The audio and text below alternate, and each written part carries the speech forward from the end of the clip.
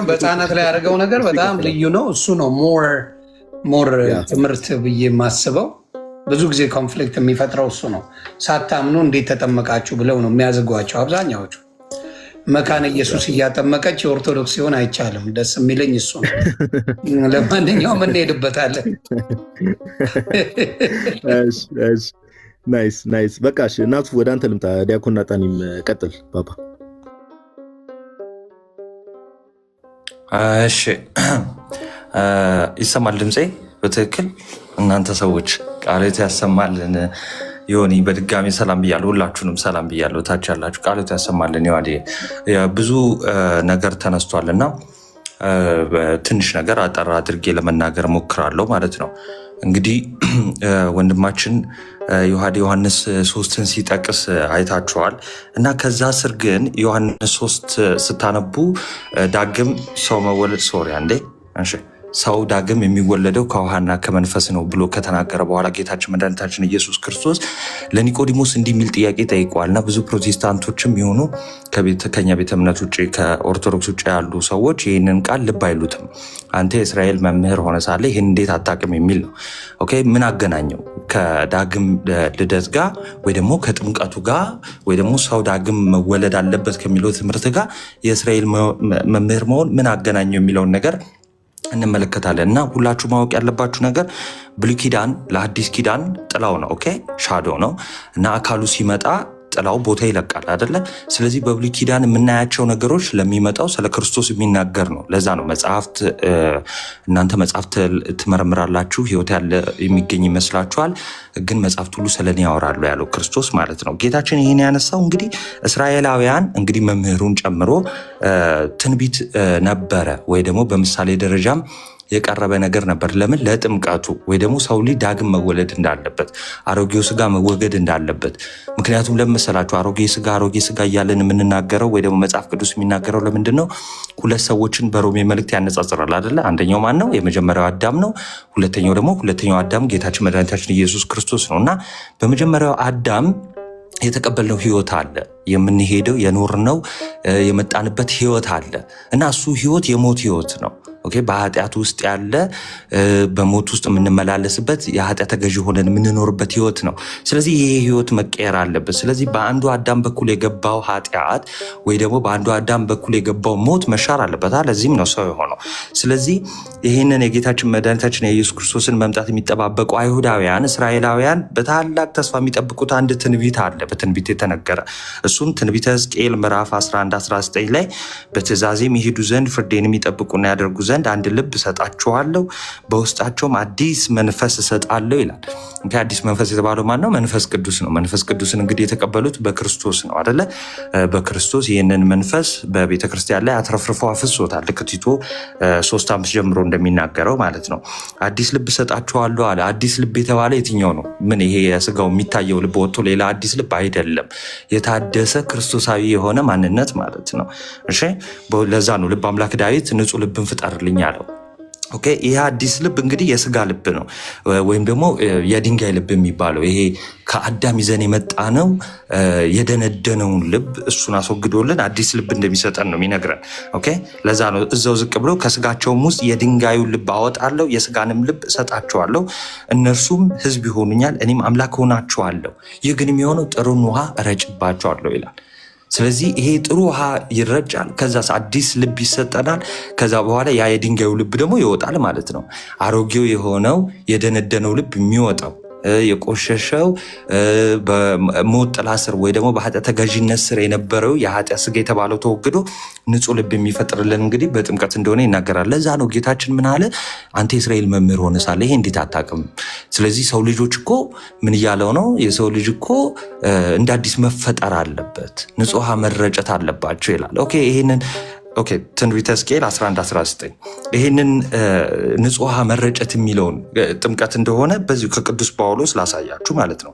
በዚህ በዕብራውያን 9 ላይ 19 ላይ የሙሴን ታሪክ ያነሳል። ኦኬ ታሪኩን ከፈለጋችሁ ዘጸአት 25 ካልተሳሳትኩ እዛ ላይ ያለ ዘጸአት 25 ላይ ያለ ደስ የሚል ታሪክ ነውና እግዚአብሔር ከህዝቡ ጋር የገባውን ኪዳን ለሙሴ እንግዲህ ከሙሴ ጋር ከተነጋገረ በኋላ ሙሴ ለህዝቡ ይናገራልና እንግዲህ እግዚአብሔር እንዲያርጉ ብሏል፣ እንዲህ ብታረጉ በመንገድ ትሄዳላችሁ ብሏል የሚለውን ትእዛዝ ይናገርና ሙሴ ትእዛዝን ሁሉ ከተናገረ በኋላ ምን አረገ? ለህዝቡ ከተናገረ በኋላ የጥጃ እና የፍየል ደም እንግዲህ በብሉይ ኪዳን እንደሚታወቀው የእንስሳ መስዋዕት ነው ለኃጢአት ስርየት የሚቀርበው አይደለ? ልብ በሉ የእንስሳው ወይ የጥጃውና የፍየሉን ደም ከምን ጋር ያደርጋል? ከውሃ ጋር ያደርግና ሁሉ ምሳሌነቱ ለአዲስ ኪዳን ስለሆነ በትክክል ስሙ። እሺ የእንስሳውን ደም ከውሃ ጋር ያደርግና ምን ያደርጋል? በሂሶጵ ወይም ደግሞ ይሄ የበግ ጸጉር የሚባል አለ። ሂሶጵ ደግሞ የሚባለው እንደ ሳር ነገር ነው። ህዝቡ ላይ ይረጫል። ኦኬ ህዝቡ ላይ ብቻ አይደለም፣ መጽሐፉ ላይ ይረጫል። መጽሐፉ ላይ ብቻ አይደለም፣ ድንኳኑ ላይ ወይ ደግሞ ተበርናክል የምንለው ቤተ መቅደስ ላይ ይረጫል። ምንና ምኑን? የእንስሳውን ደምና በውሃ አብሮ ቀላቅሎ ማለት ነው። ኦኬ እንግዲህ የኪዳኑ ደም እግዚአብሔር ያዘዘላችሁ ይሄ ነው ብሎ ሙሴ ረድቶ ነበረ። ኦኬ አዲስ ኪዳን ላይ እንምጣ። እንግዲህ ይሄ ለአዲስ ኪዳን ለክርስቶስ ምሳሌ ነው ተብሏል። ኦኬ አዲስ ኪዳን ላይ ጌታችን መድኃኒታችን ኢየሱስ ክርስቶስ የአዲስ ኪዳን ደሜ እና ስጋዬ ብሎ ማቴዎስ 26 ላይ ሲሰጥ አይተናል አይደለ? ስለዚህ የአዲስ ኪዳኑ ደም ክርስቶስ ነው አሁን። ኦኬ ከዛን ዮሐንስ 19 ላይ እንደምንመለከተው ጌታችን በመስቀል ላይ ከውሃ ጋር የተቀላቀለ ደም ወጥቶታል ከጎኑ። ልብ በሉ እንዴት እንደሚገናኝ ማለት ነው። እሺ ያ የአዲስ ኪዳን ደሙ ነው። በመስቀል በጎኑ ሲወጋ ከጎኑ ምን ወጥቷል? ደምና ውሃ ወጥቷል ማለት ነው። ቅዱስ ዮሐንስ አፈወርቅ ይህን ክፍል ዮሐንስ 19 ያዘ ያደርግና ምን ይላል ሲያስተምር? ልብ በሉ ውሃ መውጣቱ እንዳጋጣሚ አይደለም፣ ይልቁንስ እኛ በውሃው ተጠምቀን በደሙ ነስተን የኪዳን ልጆች ወይ ደግሞ የቤተክርስቲያን ልጆች የምንሆንበት ነው ይላል ማለት ነው። ስለዚህ የውሃው ጥቅም ምንድን ነው ይታያቸዋል። ልክ በሙሴ ጊዜ ኦኬ መጽሐፉ ላይ ድንኳኑ ላይ ቤተ መቅደሱ ላይ ማለት ነው። ድንኳኑ የሚባለው ቤተ መቅደስ ነው። ቤተ መቅደሱ ላይ ውሃና ደም የእንስሳ ረጭቷል። እነዚህ የእንስሳ ደምና ውሃ ደግሞ ሕሊናን ወይ ደግሞ ኃጢአትን ሊያስወግዱ አይቻላቸው ማለት። ስለዚህ አሁን በአዲስ ኪዳን አለ ሐዋርያው ቅዱስ ጳውሎስ የሙሴን ጠቀሰና ምዕራፍ እዛው አንድ ምዕራፍ ዝቅ ብላችሁ ምን አለ መሰለ 19 ላይ ምዕራፍ 10 ቁጥር 19 ዕብራውያን ማለት ነው። እንግዲህ ወንድሞች ሆይ አሁን በመረቀልን በአዲስና በሕያው መንገድ ወደ ቅድስ በኢየሱስ ደም በመገረጃው ማለትም በስጋው በኩል እንድንገባ ድፍረት አለን ካለ በኋላ ከክፉ ሕሊና ለመንጻት ልባችንን ተረይተን ሰውነታችንን በጥሩ ውሃ ታጥበን በተረዳንበት እምነት በቅን ልብ እንቅረብ ይላል። ይኸውላችሁ የክርስቶስን ያንን ማዳን በመስቀል ላይ ጎኑ ሲወጋ የፈሰሰውን ደምና ውሃ በመንፈስ ቅዱስ አማካኝነት የምንረጨው በምንድን ነው? በጥምቀት ይሆናል ማለት ነው። አሁን ለቅዱስ ዮሐንስ አፈወርቅ ይህን ያዝ ያደርግና መጽሐፍ የተባለው ምንድን ነው? ቤተ መቅደስ የተባለው ምንድን ነው? እኛ አይደለን እንዲያል። መጽሐፍ የተባለው የታደሰው አይምሯችን አይደል እንዲያል። ኦኬ ሂሶጵ አያስፈልግም አሁናል። ሳር ወይም ደግሞ የፍየል ጸጉር አያስፈልግም። ለምን? ፊዚካል የሆነ አይደለም። የክርስቶስ ደም እንዲያየ ነው የሚረጭብን አይደለም። አሁን በመንፈስ ቅዱስ አማካኝነት ነው። ስለዚህ በዘመናት ውስጥ የክርስቶስን ያንን ደም ወይ ደግሞ የአዲስ ኪዳኑን ደም ኦኬ በእኛ ልብ ላይ የሚረጨው መንፈስ ቅዱስ በምን በኩል ነው? በጥምቀት በኩል ነው። ሐዋርያው ቅዱስ ጳውሎስ ምን አለ እንዳትረሱ? ከክፉ ሕሊና ለመንጻት አለ። ሕሊና የሚለው እንዳትረሱ። አንደኛ ጴጥሮስ ምዕራፍ 3 ላይ ሲናገር ስለ ጥምቀት ይህ ጥምቀት አለ አንደኛ ጴጥሮስ ምዕራፍ 3 21 ይህ ጥምቀት እድፍን ለማስወገድ አይደለም፣ ይልቁንስ በጎ ሕሊናን ለማግኘት ነዋል። ወይ ደግሞ ለእግዚአብሔር የበጎ ሕሊና ልመና ነዋል። በጎ ሕሊና የሚለው ይሄ ነፍሳችንን፣ ማንነታችንን፣ የጎሰቆለውን ማንነታችንን የሚያጸዳለን ነው። ለዛ ነው ሐዋርያው ቅዱስ ጳውሎስ ከክፉ ሕሊና ለመንጻት ልባችን እንረጫል። ይህንን አባቶች ይዘው ጥምቀት እንደሆነ ያስረዳሉ ማለት ነው። እዛው ዝቅ ብሎ አንድ ቃል አለ ብዙ ጊዜ ሰዎች መናፍቃንም የሆኑ የሚናገሩት ነገር አለ። ለምሳሌ ብርሃን በርቶልኛል ሲሉ ሰምታችሁ ታውቃላችሁ። ብርሃን መብራት ምን ማለት ነው? ኢንላይትን መሆን ማለት ምን ማለት ነው? በነገራችን ላይ እነሱ እንዳጣመሙት አይደለም እና የእሱ ተቃራኒ ነው፣ የማጠብቁት ነው። ምንድነው? ጥምቀት መጠመቅ ማለት ነው። ዕብራውያን 6:4 ብርሃን የበራላቸው የሚለው ዕብራውያን 10:33 ብርሃን ከበራላችሁ በኋላ የሚለው ጥምቀት ከተጠመቃችሁ በኋላ ማለት ነው።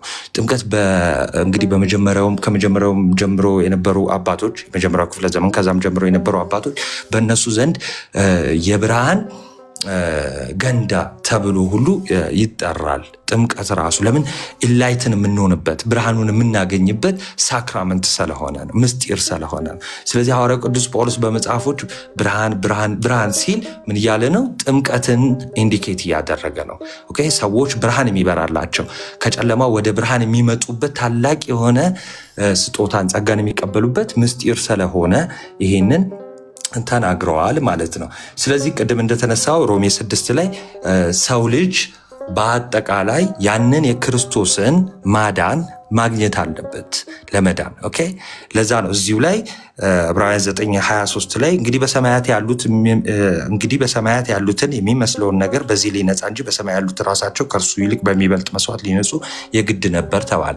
ኦኬ፣ የነበረ መስዋዕት ነበረ ለኃጢአት የሚቀርብ ያንን እንደዚሁ ፊዚካሊ ያገኙታል፣ ይሰዋሉ። ኦኬ፣ ከዛ በኋላ ግን ሊያነጻም አይችልም፣ ህሊናቸው ሊያነጻ አይችልም። በአዲስ ኪዳን ምንድን ነው? ጌታችን መድኃኒታችን ኢየሱስ ክርስቶስ መጣና ህሊናን እንኳን ማንጻት የሚችል መስዋዕት አቀረበ። ስለዚህ ይህንን መስዋዕት ደግሞ በልባችን መረጨት አለበት። ስለዚህ እሱ ደግሞ የሚሆነው እንዴት ነው? እሱ የሚሆነው እንዴት ነው? በሚታየው ውሃ የማይታየውን ጸጋ የምንቀበልበት በጥምቀት ስለሚሆን ነው። ስለዚህ ታላቅ የሆነ መስዋዕትን አቅርቦልናል። ያንን መስዋዕት ደግሞ በዘመናት ውስጥ ጌታችን መድኃኒታችን ኢየሱስ ክርስቶስ ያቀረበልንን መስዋዕት መንፈስ ቅዱስ በእያንዳንዳችን ልብ ወይ ደግሞ ድንኳን በተባለው ሙሴ በድንኳኑ ረይቶ የለ ያንን ውሃና ደም፣ አሁን ደግሞ በእያንዳንዳችን ቤተ መቅደስ ተብለናል። 2 ቆሮንቶስ ምዕራፍ 6ን ስናይ ማለት ነው እኛ ቤተ መቅደስ ተብለናል። በእያንዳንዳችን ድንኳን በተባለን በቤተ መቅደስ በእያንዳንዳችን ላይ መንፈስ ቅዱስ ያንን የክርስቶስን ደም የሚረጨው በምን በኩል ነው? በጥምቀት በኩል ይሆናል ማለት ነው። ኦኬ፣ በጥምቀት በኩል ይሆናል። ስለዚህ እዚህ ክፍል ላይ ጥምቀት ነው የሚያድነው እንዴ ክርስቶስ ነው የሚያድነው የሚል ነገር ይነሳል። ይህንን በጥያቄ ራሳቸው ስንመለስ እምነት ነው የሚያድነው ክርስቶስ ነው እንደማለት ነው። ኦኬ፣ የክርስቶስ የማዳኑን ስራ በአጠቃላይ ጥምቀትን ስትረዱት ምን እንዳርጋችሁ መውሰድ ያለባችሁ የክርስቶስን ያንን ታላቅ የሆነ የማዳንን ስራ ምን ማለት አለብን? ማግኘት አለብን። የክርስቶስ የማዳን ስራ ምንድነው? ሞቱን፣ መቀበሩን፣ መነሳቱን፣ ትንሣኤውን ነው። ኦኬ፣ እነዚህ ነገሮች ያስፈልጉናል እኛ አይደለ? ስለዚህ ለኃጢአት እንዳንገዛ ወይ ደግሞ ኃጢአት እንዳይገዛን፣ ለኃጢአት ብቻ አይደለም ለሞት እንዳንገዛ እነዚህ የክርስቶስ የማዳን ስራ ያስፈልገናል። ስለዚህ ይህንን የምናገኘው ልክ ቅድም እንደተጠቀሰው ሮሜ 6 ላይ በምን ይሆናል? በጥምቀት ከሱ ጋር በመተባበር ይሆናል ማለት ነው። ለዛ ነው ቅዱስ ዮሐንስ አፈወርቅም ይህንን ጥምቀት ምን ብሎ ይጠራዋል? መስቀል መቀበሪያ ብሎ ይጠራዋል። ስለዚህ አሮጌ ሰዋችን ከክርስቶስ ጋር የሚሰቀልበት ነው። ስለዚህ የምንሞተው ከክርስቶስ ሞት ጋር አንድ የምንሆነው አሮጌ ሰዋችን ወይ ደግሞ ለኃጢአት የምንሞተው በጥምቀት ከሆነ እንግዲያውስ ሮሜ 6:6 ምን ይላል? የሞተስ ከኃጢአቱ ጸድቋል ይላል። ስለዚህ ሰው ልጅ ለመጽደቅ ምን ማለት አለበት? መሞት ያስፈልገዋል ማለት ነው። ከኃጢአቱ ለመጽደቅ ሰው ልጅ መሞት ያስፈልገዋል። የሚሞተው እንዴት ነው? በጥምቀት ነው። ለዛ ነው ሮሜ 6:6 ምን አላልኳችሁ? የሞተስ ከኃጢአቱ ጸድቋል። ስለዚህ ለመሞት ደግሞ ጥምቀት ያስፈልጋል። ስለዚህ ጥምቀት ለድህነት ነው ስንል በአጭሩ ይህን ይመስላል እና አላብዛባችሁ። ቴንኪዩ። ይቆይ። ቃልዮት ያሰማልን። ናትሻ እግዚአብሔር ያክብርልን። ዲያቆን ናታኒም በጣም ጥሩ አድርገ ነው ስፔሻሊ ከብሉይ ኪዳን ጋር ይሄ ከጌታችን ከጎኑ የፈሰሰው ውሃና ደም ራሱ ከምን አንጻር እንደመጣ ከብሉይ ኪዳን ጋር እንዴት እንደሚገናኝ በደንብ አብራርተዋል። ዮኒ የምትለው ነገር ካለ ብሮስኪ ቀጥል። ደምዬ አኬን ላስገባው ነው። ከታች ሆነ አንዳንዶቹ ሚውት ታደርግልኛል ከይቅርታ ጋር ደም ያለ ኦኬ አኬና እንትኑን ጥቅሶቹን ነው የምጠቅስላችሁ እታች ላላችሁ ወንድምናቶቼ ሕዝቅኤል 11:19 ዘጸአት ምዕራፍ 25 ከቁጥር 1 ጀምሮ ማንበብ ትችላላችሁ። ሌላው ማቴዎስ 26፣ ዮሐንስ 19፣ ዕብራውያን 10:19፣ አንደኛ ዮሐንስ 3:21፣ ዕብራውያን 6:4፣ ዕብራውያን 10:3፣ ሮሜ 6:6። ለነገሩ ሮሜ ከምዕራፍ 6 ከቁጥር 1 እስከ 6 ያለውን ብታነቡት ጥሩ ነው። እንግዲህ እነዚህ ናቸው ጥቅሶቹ። ደራ አንብቡልን ቤተሰብ። ይቅርታና ሆኔ አንደኛ ዮሐንስ ሳይሆን አንደኛ ጴጥሮስ ነው። ይቅርታ በጣም ጴጥሮስ፣ አንደኛ ጴጥሮስ ቤተሰብ ተባረኩልኝ። አኬ ላክ ቃለ ሕይወት ያሰማልን። አንደኛ ጴጥሮስ ምዕራፍ 3 ቁጥር 21 አኬ ካለ ከተመቸ ግባ። አይ ይልካል። አኬ ከተመቸው ቤተሰብ ይገባል፣ አታስቡ። አኬ ይገባል። ይኸው አለ። ተባረኩልኝ። ታፕታፕ ኮፒ ሊንክ በማድረግ እንዲሁም ደግሞ ፎሎ አድርጓቸው። እነዚህ ኦርቶዶክስ በጣም ቁም ነገር ያላቸው የሚያስተምሩ ናቸው። ቃሉን የሚያውቁ ናቸው። ጥያቄ ያላችሁ ያልገባችሁን መጠየቅ ስለምትችሉ ይሄን አጋጣሚ ተጠቅማችሁ ፎሎ አድርጉ። ፎሎ አድርጓቸው። ተባረኩ። እንሄዳለን። እሺ መልካም ወይ የለትሻ ወይ ቼክ እያደረኩ ነው። ማይክ ይሰራል ስላልከኝና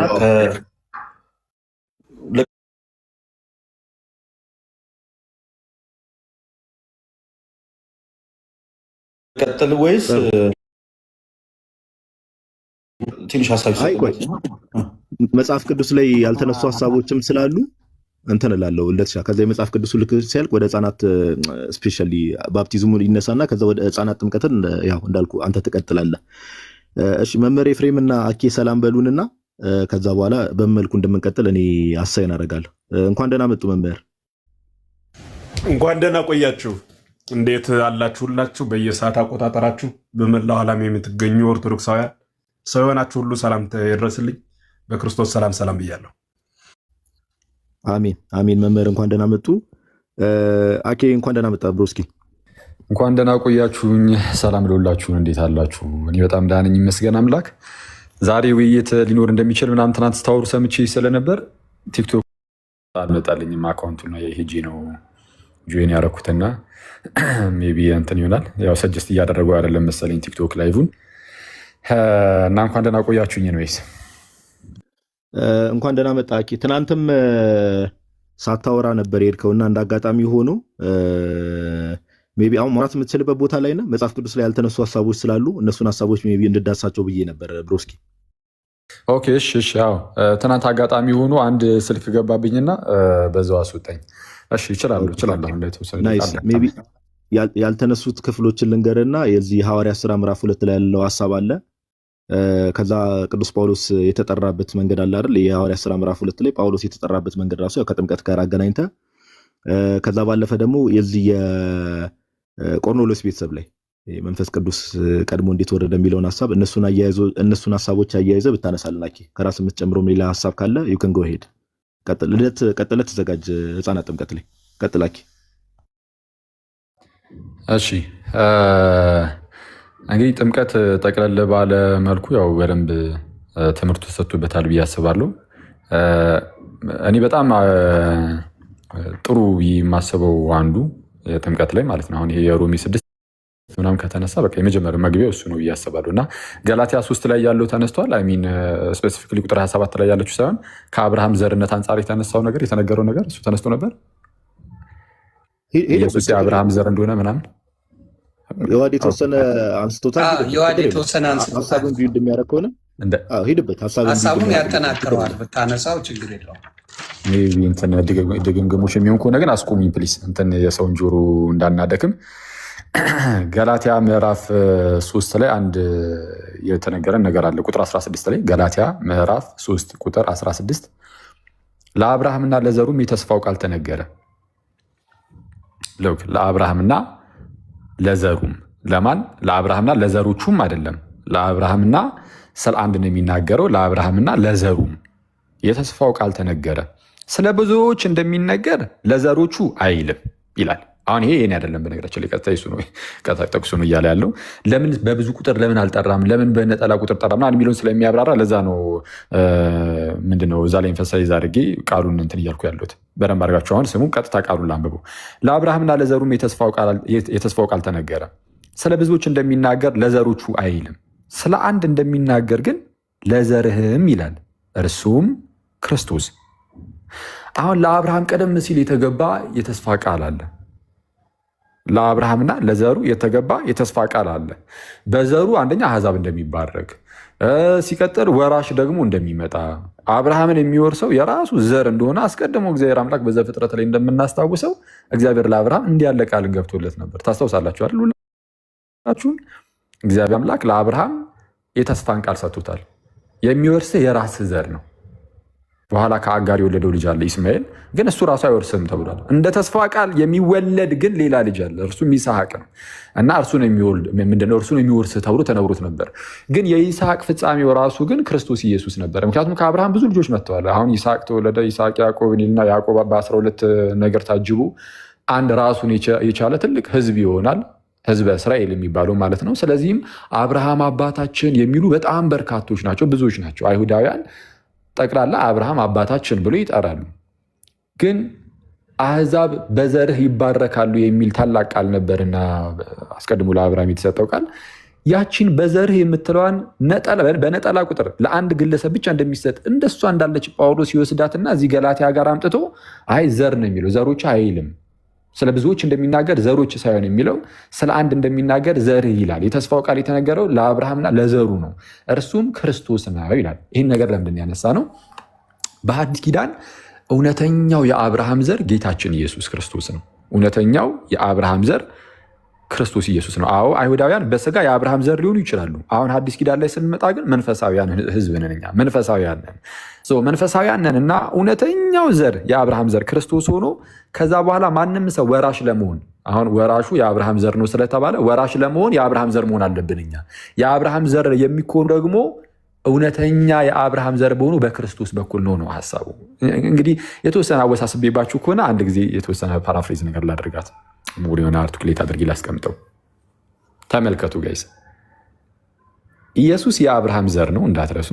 በሐዲስ ኪዳን እውነተኛው የአብርሃም ዘር ጌታ ኢየሱስ ብቻ ነው። ምንም እንኳን በስጋ ከአብርሃም የሚመዘዙ ቢሆኑም አይሁዳውያን ማለት ነው፣ ክርስቶስን የማይቀበሉ ከሆነ አሕዛብ በዘርህ ይባረካሉ ስለሚል መባረኪያ የሆነውን የአብርሃም ዘር የማይቀበሉ ከሆነ የአብርሃም ዘርነታቸውን ያጡታል። መንፈሳዊ የአብርሃም ዘርም መሆን አይችሉም።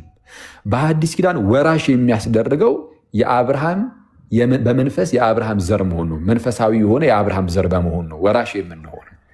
ምክንያቱም በክርስቶስ በኩል የሆነ ዘር ሊመጣ ስለሆነ ማለት ነው። እና ይህ ዘር ተብሎ ሲጠበቅ የነበረው እንደ ተስፋው ቃል እንግዲህ መጣ፣ ተከሰተ። ለዛ ነው ልክ ማቴዎስ ወንጌል ልክ ሲጀምር ምንድን ነው የሚለው? የማቴዎስ ወንጌል ምዕራፍ 1 ቁጥር 1 ልክ ሲጀምር የዳዊት ልጅ የአብርሃም ልጅ የኢየሱስ ክርስቶስ የትውልድ መጽሐፍ ብሎ ነው የሚጀምረው። የሚመጣው መሲሁ የዳዊት ልጅ ነው፣ ግን የአብርሃም ልጅም ተብሎ ተነግሯል።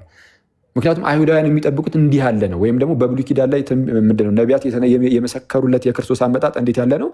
የአብርሃም ዘር እንደሚመጣ ነው። እሱ እውነተኛው ዘር ነው፣ እርሱም ክርስቶስ ነው። እሺ ይህን ያህል ካልን አሁን በሐዲስ ኪዳን ሰዎች የአብርሃም ዘር መሆን አለባቸው ብለናል፣ ወራሽ ለመሆን። ምክንያቱም እንደ ተስፋው ቃል ወራሽ የሚሆነው የአብርሃም ዘር ነው።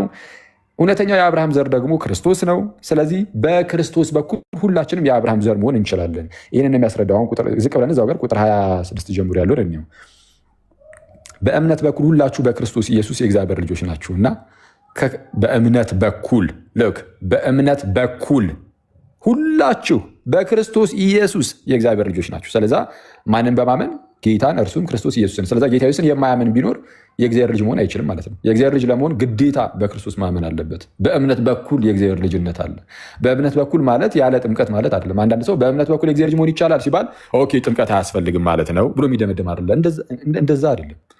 በመጽሐፍ ቅዱሳችን ላይ ለምሳሌ ቀጣዩ ጥቅስ ደግሞ እዛው ጋር ቁጥር 27 ላይ ከክርስቶስ ጋር አንድ ትሆኑ ዘንድ የተጠመቃችሁ ሁሉ ክርስቶስን ለብሳችሁታል ይላል አይደል?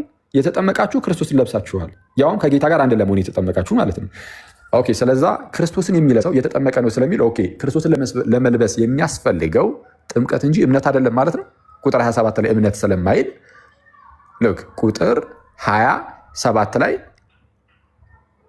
በእምነት ክርስቶስን ልበሱት ስለማይል ቃል በቃል እንደዚህ ስለማይል እምነት የምትለዋን ቃል ስላልተጠቀመ ኦኬ ዘን በጥምቀት ክርስቶስን እንለብሳለን ብሏልና ክርስቶስን ለመልበስ የሚያስፈልገው ጥምቀት ብቻ ነው የሚል ድምዳሜ ላይ ልንደርስ እንደማንችል ሁሉ ከላይ ቁጥር 26 ላይ ያለውንም ክፍል ስንመለከተው በእምነት ሁላችሁ በክርስቶስ ኢየሱስ በእምነት በኩል ማለት ነው በክርስቶስ ኢየሱስ የእግዚአብሔር ልጆች ናቸው የሚለውንም ስናይ የምናየው በምን መልኩ መሆን አለበት?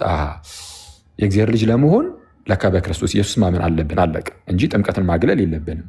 ቁጥር 27 ላይ ቀጣይ ስለሚያብራራ ምን ብሎ ከክርስቶስ ጋር አንድ ትሆኑ ዘንድ የተጠመቃችሁ ሁሉ ክርስቶስን ለብሳችኋል። አሁን የቅድም የአብርሃምንና የዘሩን ነገር እንዳትረሱ። የአብርሃምንና የዘሩን ነገር እንዳትረሱ። የአብርሃም ዘር አለ፣ እርሱም ክርስቶስ ነው ብለናል። አሁን የአብርሃም ዘር መሆን የሚፈልግ ሰው በክርስቶስ በኩል ነው እንጂ እንዲሁ የአብርሃም ዘር መሆን አይቻልም። እንዴት ነው ታዲያ? እስቲ በክርስቶስ በኩል እንዴት የአብርሃም ዘር መሆን እንችላለን ካላችሁ ቁጥር 27 ላይ ምንድን ነው ያለው? ከክርስቶስ ጋር ስንት ትሆኑ ዘንድ? አንድ ትሆኑ ዘንድ። ልክ ከጌታ ጋር አንድ ስትሆን ክርስቶስ የአብርሃም ዘር ስለሆነ ጌታ የአብርሃም ዘር ስለሆነ አንተም በጌታ በኩል የአብርሃም ዘር ትሆናለህ። ከጌታ ጋር ስንት ስትሆን? አንድ ስትሆን። ከጌታ ጋር አንድ የምትሆኑ ደግሞ በምንድን ነው አለ? በጥምቀት። ከክርስቶስ ጋር አንድ ትሆኑ ዘንድ የተጠመቃችሁ ሁሉ ክርስቶስን ለብሳችኋል። ክርስቶስን ለብሳችኋል። ከክርስቶስ ጋር አንድ ትሆኑ ዘንድ የተጠመቃችሁ። ስለዛ የተጠመቅነው ከክርስቶስ ጋር አንድ ለመሆን ነው። ስለዚህም በዚህ በጥምቀት ውስጥ ክርስቶስን ለብሰነዋል። ከጌታ ጋር ልክ አንድ ስንሆን ጌታ የአብርሃም ዘር ስለሆነ በጌታ በኩል እኛም የአብርሃም ዘሮች እንሆናለን። ከጌታ ጋር ስንት ስንሆን? አንድ ስንሆን። ቀጠል አድርጎ እንዲህ ይላል፣ አይሁዳዊ ወይም የግሪክ ሰው የለም፣ ባሪያ ወይም ጨዋ ሰው የለም፣ ወንድም ሴትም የለም፣ ሁላችሁ በክርስቶስ ኢየሱስ አንድ ሰው ናችሁና ይልና እናንተም የክርስቶስ ከሆናችሁ። አሁን ተመልከቱ ጋይስ፣ በጥምቀት ከጌታ ጋር አንድ የምትሆን ከሆነ ስለዚህ የጌታ ነህ ማለት ነው። በጥምቀት ከጌታ ጋር አንድ እንደምትሆን ከላይ ነግረዋል። ከጌታ ጋር አንድ ሆንክ ማለት የጌታ ነህ ማለት ነው። የጌታ ከሆናችሁ ደግሞ ይላል ቁጥር 29 ላይ እናንተም የክርስቶስ ከሆናችሁ እንኪያስ የአብርሃም ዘር ይላል። ቁልፉ ነገር ያለው እዚህ ጋር ነው። እንኪያስ የማን ዘር? የአብርሃም ዘር፣ እንደ ተስፋውም ቃል ወራሾች ናችሁ። እኔ እዚህ ጋር አንድ ልባም ሰው ወራሽ መሆን የሚፈልግ ማለት አፍተሮል እንግዲህ በክርስትና ውስጥ ሰው የሚንቀሳቀሰው በቃ ወራሽ ሆኖ ከጌታ ጋር ለመኖር አይደል? ወራሽ መሆን የሚፈልግ ሰው ካለ ይህንን ነገር ልብ ሊለው ይገባል። በቃ ይኸው መጽሐፍ ቅዱሳችን እንደው ክሪስታል ክሊር በሆነ መልኩ የሚያስቀምጥልን ነገር ምንድን ነው? ወራሽ መሆን ከፈለጋችሁ የአብርሃም ዘር መሆን አለባችሁ አለ። የአብርሃም ዘር ከሆናችሁ እንደ ተስፋው ቃል ወራሾች ናችሁ አለ። የአብርሃም ዘር ለመሆን ደግሞ የክርስቶስ መሆን አለባችሁ አለ። አሁን ልባም ሰው በቃ ኦኬ እኔ ወራሽ መሆን ፈልጋለሁ ብሎ ይመጣና ወራሽ ለመሆን ደግሞ የአብርሃም ዘር መሆን አለበት ሲል ከተባለ በመጽሐፍ ቅዱስ እንግዲህ መጽሐፍ ቅዱስን የሚወድ ሰው ካለ ብዙ ፕሮቴስታንት ወንድሞቻችን መጽሐፍ ቅዱስን እንደሚወዱ ይነግሩናል። እና እኛም ደግሞ ካለን ፍቅር የተነሳ ለእነርሱም የስ እንቀበላቸዋለን። ጥሩ ነው ይኑራችሁ፣ ደስ ይለናል እንላለን። የምርም መጽሐፍ ቅዱስን እንደምትወዱ ግን የምናውቀው ምን ስታደርጉ ነው? መጽሐፍ ቅዱስ የሚላችሁን አሜን ብላችሁ ስትቀበሉ ነው። አንቀበልም ካላችሁ እና አንዳንድ በተለምዶ ከተለያዩ መምህራኖቻችሁ የተቀበላችሁትን ትምህርት ለማንገዝ ሲባል መጽሐፍ ቅዱስን እምቢ የምትሉ ከሆነ ግን እንዴት ይሆናል? መውደዳችሁ በምን ይገለጻል? ለመጽሐፍ ቅዱስ ያላችሁ መውደድ የሚገለጸው ለመጽሐፍ ቅዱስ በምትሰጡት ክብርና መጽሐፍ ቅዱስን በምትቀበሉበት መንገድ ነው። ስለዚህ መጽሐፍ ቅዱሳችን እንደ ተስፋው ቃል ወራሽ እንድትሆኑ የአብርሃም ዘር ሁኑ ብሏችኋል። አንድ የአብርሃም ዘር የሆኑት ደግሞ እነርሱ የክርስቶስ የሆኑት ናቸው። የአብርሃም ዘር ለመሆን በክርስቶስ በኩል ስለሆነ የክርስቶስ መሆን አለባችሁ ተብሏል። ስለዚህ የክርስቶስ መሆን አለባችሁ ግዴታ ነው። ይህን ስትቀበላላችሁ ስንላቸው የሳው የክርስቶስማ መሆን አለብን ይላሉ። መልካም የክርስቶስ የምትሆኑት ደግሞ ከጌታ ጋር ከክርስቶስ ጋር አንድ ስትሆኑ ነው። አዎ ከጌታ ጋርማ አንድ መሆን አለብን ትላላችሁ አይደለ? እንደዚህ እንደምትሉ መቼስ አልጠራጠርም። ይሄ ግልጽ ነው። ከጌታ ጋር አንድ መሆን አለብኝ ትላላችሁ። ከጌታ ጋር አንድ ለመሆን ግን ተጠመቁ ተብላችኋል። የምትጠመቁት ከጌታ ጋር አንድ ለመሆን ነው እየተባላችሁ ነው። ይህንን ግን ትቀበላላችሁ ነው። አሁን እየካዳችሁ ያላችሁት መሰረቱን ነው። ከጌታ ጋር አንድ መሆኛውን ጋይስ ቀረብ ብላችሁ ካያችሁት ይሄ ምናልባትም እንግዲህ በጣም ይቅርታና በጣም ከታላቅ ይቅርታ ጋር ይህ የሰይጣን ውጊያም ሊሆን ይችላል። በነገራችን ላይ ሰዎች የእግዚአብሔርን ጸጋ እንዳያገኙ የእግዚአብሔርን ድህነት ለሰዎች ያቀረበውን ከታላቅ ፍቅሩ የተነሳ በምህረቱ ባለጠጋ ሆኖ ለሰዎች የሰጠውን ድህነት ሰዎች እንዳያገኙት ጸጋ የሚለውን አንደበት ላይ አስቀምጦ ጸጋ እያስባለ ግን ደግሞ ምንድነው ከዛ ከጸጋው ግን ሊያርቅ ይችላል፣ ሊያጎርልህ ይችላል፣ ከድህነት ሊያርቅ ይችላል። ድህነት ሊያስብል ይችላል፣ ግን ከድህነት ሊያርቅ ይችላል። የድህነት ማግኛችን የሆነውን ይህንን ታላቅ ቅዱስ ምስጢር ራሱ ጌታ የሰጠንን ጥምቀትን ትክዱታላችሁ እና ይህ በጣም አደገኛ ነው። ለማንኛውም ጥምቀት ከክርስቶስ ጋር አንድ የምንሆንበት ሲሆን በክርስቶስ በኩል ግን የአብርሃም ዘር እንድንሆን እየተደረግን ያለ ነው። ስለዚህ በሐዲስ ኪዳን እውነተኛ እስራኤል እኛ ነን። እውነተኛ እስራኤል እንዳትከሰን እንጂ እስራኤል ሙሉ ላይቡን እንዳታስመታው እና እውነተኛው እስራኤል እውነተኛው የእግዚአብሔር ሕዝብ ላኦስቱ ቴኡ የሚለው ማለት ነው። የእግዚአብሔር ሕዝብ እኛንን በሐዲስ ኪዳን በክርስቶስ የሆንን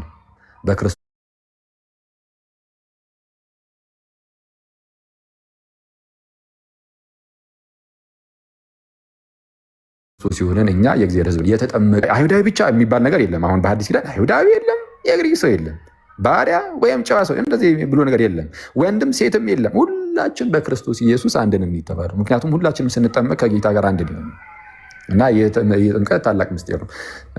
ቅድም ጋዲ ያነሳቸው ጥቅሶች ግን ዝም ብዬ ራፍሊ ትንሽ ብቻ አልበለባቸውናል። እዚጋው ጠረጠር ያለ ነገር ሐዋርያት ሥራ ምዕራፍ 2 የተባለው ሐዋርያት ሥራ ምዕራፍ 2 ላይ የቁጥር 38 ነው አይደለ ጋዲ? ሌላ ይሁን መቼስ።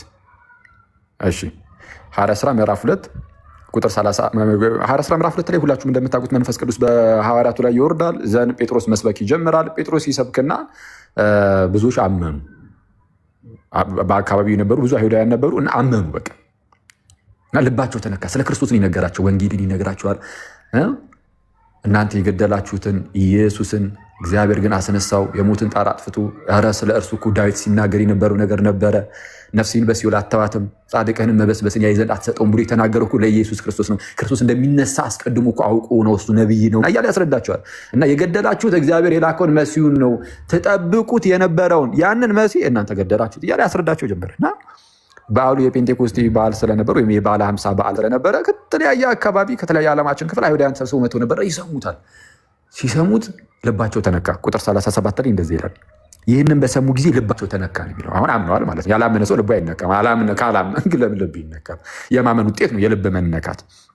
ልባቸው ተነካ ይልና ጴጥሮስንና ሌሎችንም ሐዋርያት ወንድሞች ሆይ ምን እናድርግ አሏቸው። ልክ አሁን ያመኑ ሰዎች ጠየቁ፣ ምንድን ነው እሺ ምን እናድርግ? አሁን ያላችሁንን ሰማን፣ ልባቸው ተነክቷል። ሚኒንግ አምነናል ነው፣ አምነዋል ነው። ሰው አመንን። ታዲያው ምንድን ነው ከእኛ ምንድን ነው የሚጠበቀው? የምርም ከእግዚአብሔር የተላከልንን ይህንን ታላቅ ሰው ተብሎ ይገለጻል። በነገራችን ላይ ጌታችን ኢየሱስ እርሱ ፍጹም አምላክ ፍጹም ሰው ነው። ስለዛ ጌታ ቃል እርሱ ስጋ ሆኖ ስለመጣ ሰው ተብሎ ይገለጻል። አንዳንድ ሙስሊም ወንድሞቻችን ይኸው ሰው ይላል እኮ ይላሉ። ትክክል። ታዲያ ሰው ቢባል ምን ችግር አለው? ታዲያ ሰው ሆኖ አላ ጌታ ኢየሱስ ሰው ሆኖ ስለመጣ ሰው ተብሎ ቢጠራ ምን ችግር የለውም። ሐዋርያት ሥራ ምዕራፍ 2 ላይም ይህንን ሰው ተብሎ ሲነገርለት አይተናል። እና እና ይህንን መሲያችንን እንደው እኛ ግፍ አድርገንበታል። እንግዲህ በቃ ምን እናድርጋሉ? አሁን ከዚህ ኃጢአት አደገኛ ኃጢአት ነው የሰሩት። ከዚህ ኃጢአት መውጣት አለባቸው። ምን እናድርግ? ኦልሬዲ አምነዋል። ስለዚህ በእምነት ብቻ የኃጢአትን ስርየት አግኝተው ከሆነ ጴጥሮስ ምን ይላቸዋል? ኮንግራትስ፣ ማመናችሁ ከበቂ በላይ ነው። የኃጢአት ስርየትን አግኝታቸዋል። ግን ደግሞ ጌታ ያዘዘው ስርዓት ስላለ እሱን ግን ፈጽሙ። ጌታ ያዘዘው ስርዓት አለ፣ ያውን ተጠመቁ ምናምን ብሎ እሱን እንደ ስርዓት ፈጽሙት። ግን የኃጢአት ስርየትን ግን አግኝታችኋል ብሎ ይጨበጣችኋል ብለን ተስፋ እናደርጋለን። ግን እንደዛ አይደለም ነገሩ። እንዲህ ይላል ቁጥር 38 ላይ ጴጥሮስን መለሰ እንዲህም አለ። ምን አለ? ንስሐ ግቡ፣ እሺ፣ ኃጢአታችሁም ይሰረይ ዘንድ። ኃጢአታችሁ ምን ይል ዘንድ? ይሰረይ ዘንድ። ባመኑበት ቅጽበት የኃጢአት ስርየትን አላገኙም። ስለዚህ ኃጢአታችሁ ይሰረይ ዘንድ ደግሞ ምን አድርጉ? ኃጢአታችሁ ይሰረይ ዘንድ እያንዳንዳችሁ በኢየሱስ ክርስቶስ ስም ተጠመቁ።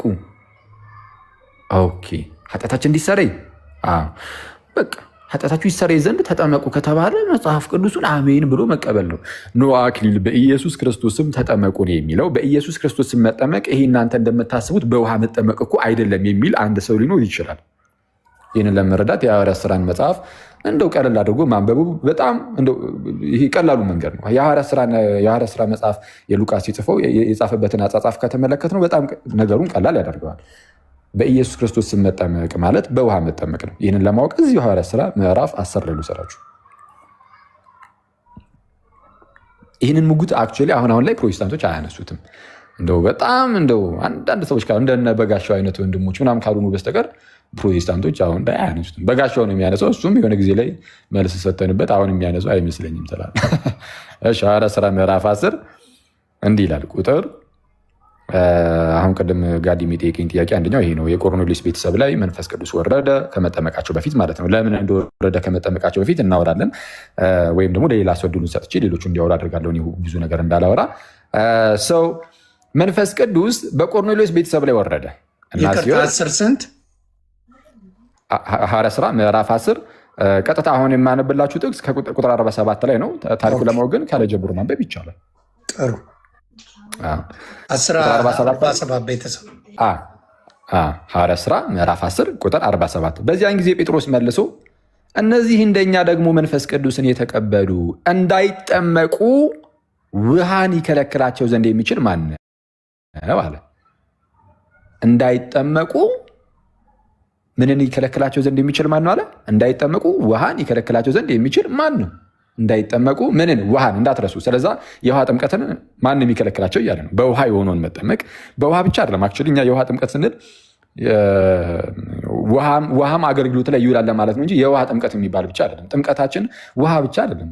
እዛ ጋር ፊት ለፊት ላይ የምናየው የምርም የመንፈስ ቅዱስ አሰራር ያለበት የክርስቶስን የድህነት ስራ የምንቀበልበት የእግዚአብሔር ጸጋ የታከለበት ታላቅ ውሃ ነው። ስለዛ ኖርማል ነው ሜር ውሃ ብላችሁ እንዳታስቡት። ግን እዚህ ጋር አንድ ማስተዋል ያለብን አሁን ቁጥር 47 ላይ በኢየሱስ ክርስቶስ መጠመቅ ማለት በውሃ መጠመቅ ነው የሚለው ነው ላሳያችሁ እየሞከርኩ ያለሁት እና ስላልጨረስኩት በደንብ አድርጋችሁ ተከታተሉኝ። እንዳይጠመቁ ውሃን ይከለክላቸው ዘንድ የሚችል ማን ነው? አሁን እያወራ ያለው ጥምቀት ስለ ውሃ ጥምቀት እንደሆነ አውቀናል። ውሃን ብሎ በግልጽ ስለተናገረ ይልና ምን ይላል? ቀጣይ ጥቅስ ቁጥር 48 በኢየሱስ ክርስቶስ ስም የሚጠመቁ ዘንድ አዘዛቸው ይላል። ቁጥር 48 በኢየሱስ ክርስቶስ ስም የሚጠመቁ ዘንድ አዘዛቸው። ስለዛ በኢየሱስ ክርስቶስ ስም መጠመቅ የውሃ ጥምቀት ነው እንዳልኳቸው ነው። ይህ ግልጽ ስለሆነ የትኛውም ፕሮቴስታንት እኔ እስከማውቀው አሁን ላይ ፕሮቴስታንቶች ይህንን ሐዋርያት ሥራ ምዕራፍ 2 ቁጥር 38 ላይ ያለውን ቃል አይ ይህ ጥምቀት የውሃ ጥምቀት አይደለም ብለው አይከራከሩም። አሁን ላይ ባይሆን የሚያደርጉት አንዳንድ ሰዎች እንዴት ነው ንስሐ ግቡ ይሉና አንዴ ይቅርታ ቪዲዮን ላብራላችሁ። ኦኬ ወይስ እንደዚህ ሲደረግ ደግሞ እንትን እያለ ነው መሰለኝ ወይ እስቲ በአንተ ታሳያለህ ከይቅርታ ጋር ኦኬ እሺ ለእንትን ልበለው ልክፈተው እንትን እንዳይል ብዬ ነው። ይሄ ትናንት ሲያስቸግራችሁ ስለነበረ ሜይ ቢ እንትን የሚል ከሆነ ነው። እስቲ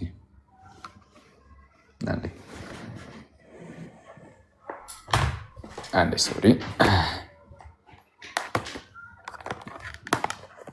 እስከዛ ድረስ ጋይስ ታፕታቡን ዛሬ ያው የያሬድን ሮል እኔ ነኝ የተካሁትና ታፕታቡን 1 ሚሊዮን እናስገባው።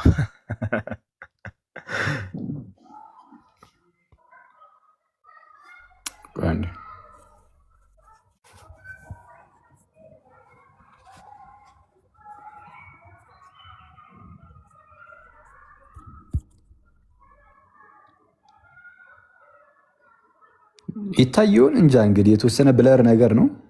ቁጥር 38 እሺ የሚታይ ከሆነ 38 ነው። አንዳንድ ፕሮቴስታንት ወንድሞቻችን የሚያደርጉት ነገር ምንድን ነው?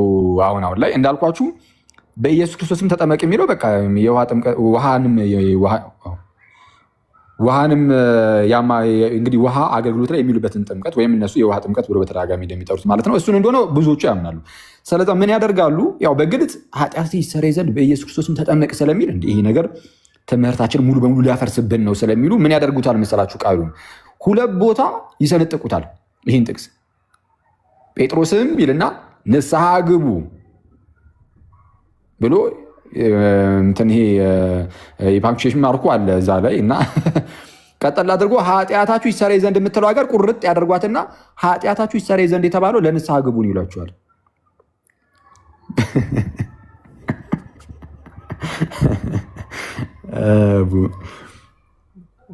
ንስሐ ግቡ ኃጢአታችሁ ይሰረይ ዘንድ አለቀ። በቃ እዚች ጋር አረፍተ ነገር አለቀች ይሏቸዋል። የለም እኮ እዚህ ጋር እኮ 4 ነጥብ የለው።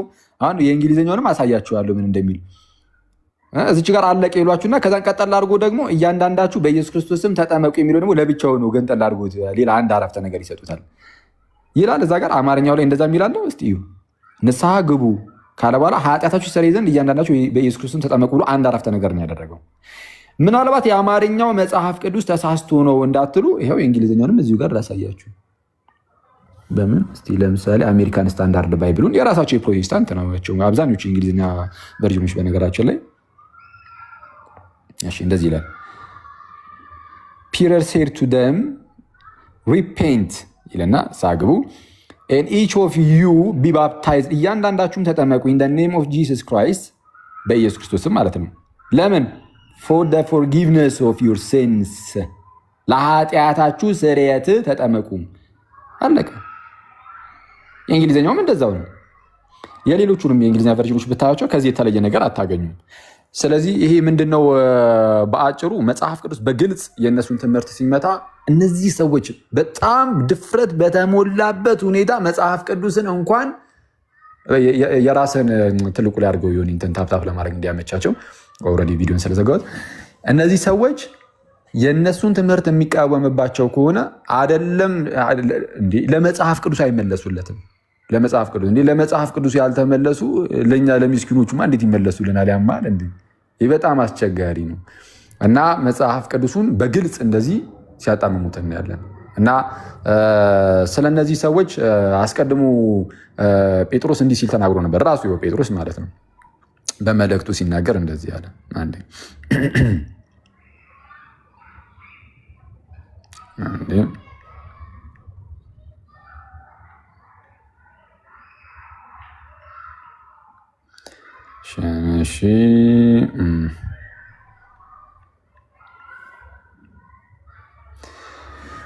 በሁለተኛ መልእክቱ ማለት ነው ምዕራፍ 3 ቁጥር 18 ላይ ነው 16 ሁለተኛ ጴጥሮስ ምዕራፍ 3 ቁጥር 16 ሁለተኛ ጴጥሮስ ምዕራፍ 3 ቁጥር 16 በእነዚያ ዘንድ ለማስተዋል የሚያስቸግር ነገር አለ ይላል። ልክ በእነዚያ ዘንድ ለማስተዋል የሚያስቸግር ነገር አለ።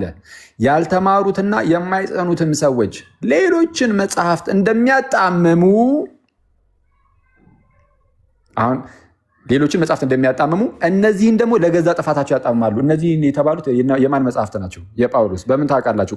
ቁጥር 15 ላይ ቁጥር 15 ላይ የጌታችንም ትዕግስት መዳናችሁ እንደሆነ ቁጠሩ ይላል። የጌታችንም ትዕግስት መዳናችሁ እንደሆነ ቁጠሩ ይልና እንዲሁም የተወደደው ወንድማችን ጳውሎስ ደግሞ እንደተሰጠው ጥበብ መጠን ጻፈላችሁ እኮ ይላል። ልክ ወንድማችን ጳውሎስ እሺ የተወደደው ይህ ወንድማችን ጳውሎስ ደግሞ እንደተሰጠው ጥበብ መጠን ጻፈላችሁ፣ በመልእክቱም ሁሉ ደግሞ እንደነገረ ስለዚህ ነገር ተናገረ። ጽፎላችኋል። ጳውሎስ የተወደደው ወንድማችን ጳውሎስ እንደተሰጠው ጥበብ ጽፏል። ግን ቢጽፍ ግን እነዚህ ሰዎች ግን ምን ዋጋ አለው? አይመለሱለትም ለማጣመም የጳውሎስን መጽሐፍ። ስለዛ ምን አለ? በእነዚያ ዘንድ ለማስተዋል የሚያስቸግር ነገር አለ። ያልተማሩትና የማይጸኑትም ሰዎች ሌሎችን መጽሐፍት እንደሚያጣምሙ እነዚህን ደግሞ ለገዛ ጥፋታቸው ያጣምማሉ። ይህ ጳውሎስን መጽሐፍት ማጣመም ከድሮ የተጀመረ ነው። በቃ ያጣምማሉ። መጽሐፍ ቅዱስን የማጣመም ነገር አለ። ከቀጠል አድርጎ እንግዲህ እናንተ አሁን ይመክራቸዋል ደግሞ እነሱን ምን ይገኛል? በሌላ አማርኛ እኛ ደግሞ ይመክረናል። አንዳንዶች ያጣምማሉ መጽሐፍ ቅዱሱን በቀጥታ ቁጭ ብሎ እንትን ያለውን ከራሳቸው የሰው ትምህርት ጋር ካልተስማማላቸው ያጣምሙታል። በጣም በጭካኔ ነው መጽሐፍ ቅዱሱን እንደፈለጉ የሚቆራረጡት። ስለዚህ እናንተ ምን ታደርጋላችሁ? እንግዲህ እናንተ ይላል ቁጥር 17 ላይ ወዳጆች ይህን አስቀድማችሁ ስለምታውቁ በአመፀኞቹ ስህተት ተስባችሁ ከራሳችሁ ጽናት እንዳትወድቁ ተጠንቀቁ። ነገር ግን በጌታችንና በመድኃኒታችን በኢየሱስ ክርስቶስ ጸጋና እውቀት እደጉ።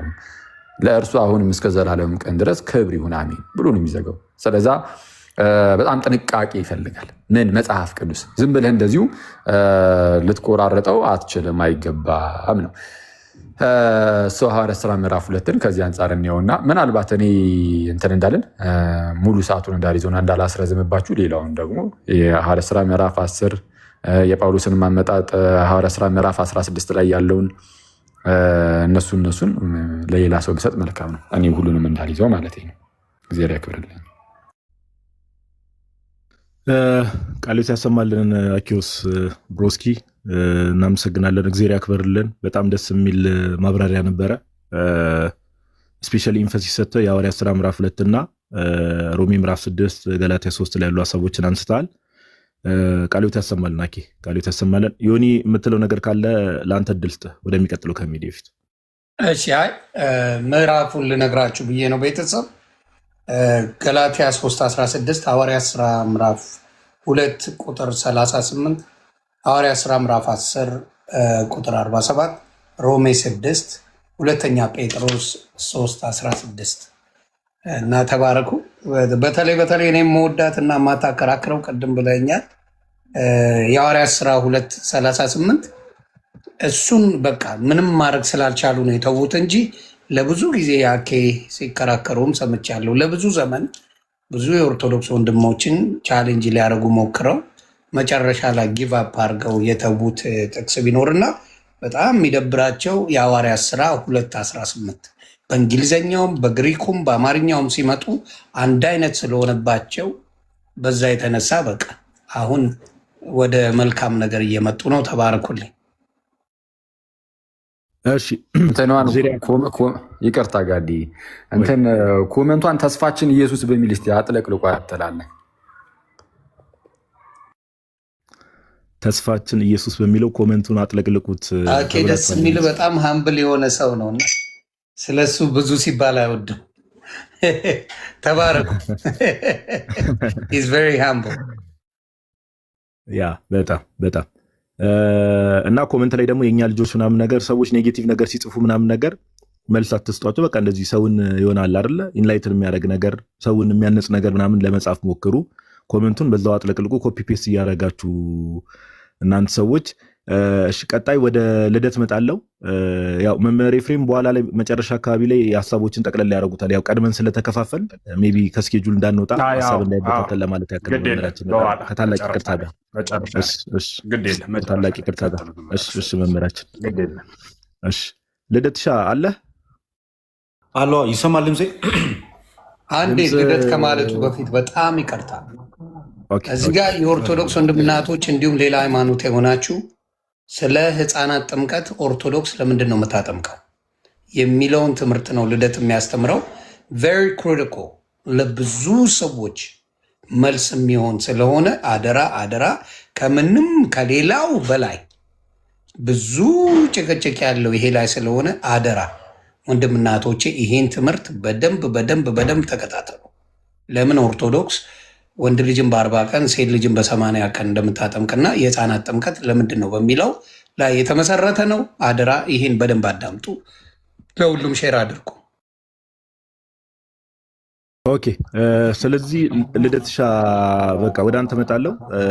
ህፃናት ጥምቀት ላይ ጎሄድ መጀመር ትችላለህ። በኋላ ላይ ሜቢ ጥያቄና መልስ ላይ እዚህ የሐዋርያት ስራ እዚህ ገስት ላይ ያላችሁ ሰዎች የትም እንዳትሄዱ ምን እናደርጋለን፣ ገስቱም ኦልሬዲ ሙሉ ስለሆነ በእኛ ወንድሞች ገስት ላይ ላላችሁ ለእያንዳንዳችሁ ሰዎች አንዳንድ ጥያቄ አዘጋጅቼላችኋለሁ። ጥያቄ ትጠይቃላችሁ። ከጥምቀት አንጻር የሚነሱ ጥያቄዎችን መልስ የሚሰጥበት ይሆናልና የትም እንዳትሄዱ ገስት ላይ ያላችሁ ሰዎች ለማለት ያክል ነው። ዛሬ እኔ ፕሮግራም መሪ ነኝ በዋናነት ትላለህ። ልደትሻ ቀጥል ወደ ህፃናት ጥምቀት ፓፓ። ኦኬ እሺ በድጋሚ እንደምንቆያችሁ እያልኩኝ ያው ወንድሞች ሁላችሁንም ቃልዎት ያሰማልን፣ እግዚአብሔር ያክብርልን። በጣም ደስ በሚል ሁኔታ ስለ ጥምቀት መሰረታዊ ትምህርቱን ከብሉይ ኪዳን አንጻር በአዲስ ኪዳን ካሉት ነገር ጋር በጣም በቃ ክሊር በሆነ መንገድ አኬም ዮሐዴም ናቲም በስፋት ተናግረውታልና በጣም ደስ ይላል። እኔ እንግዲህ ስለ ህፃናት ጥምቀት የተወሰነች ነገር ነው የምናገር። ከምን አንጻር እናገራለሁ?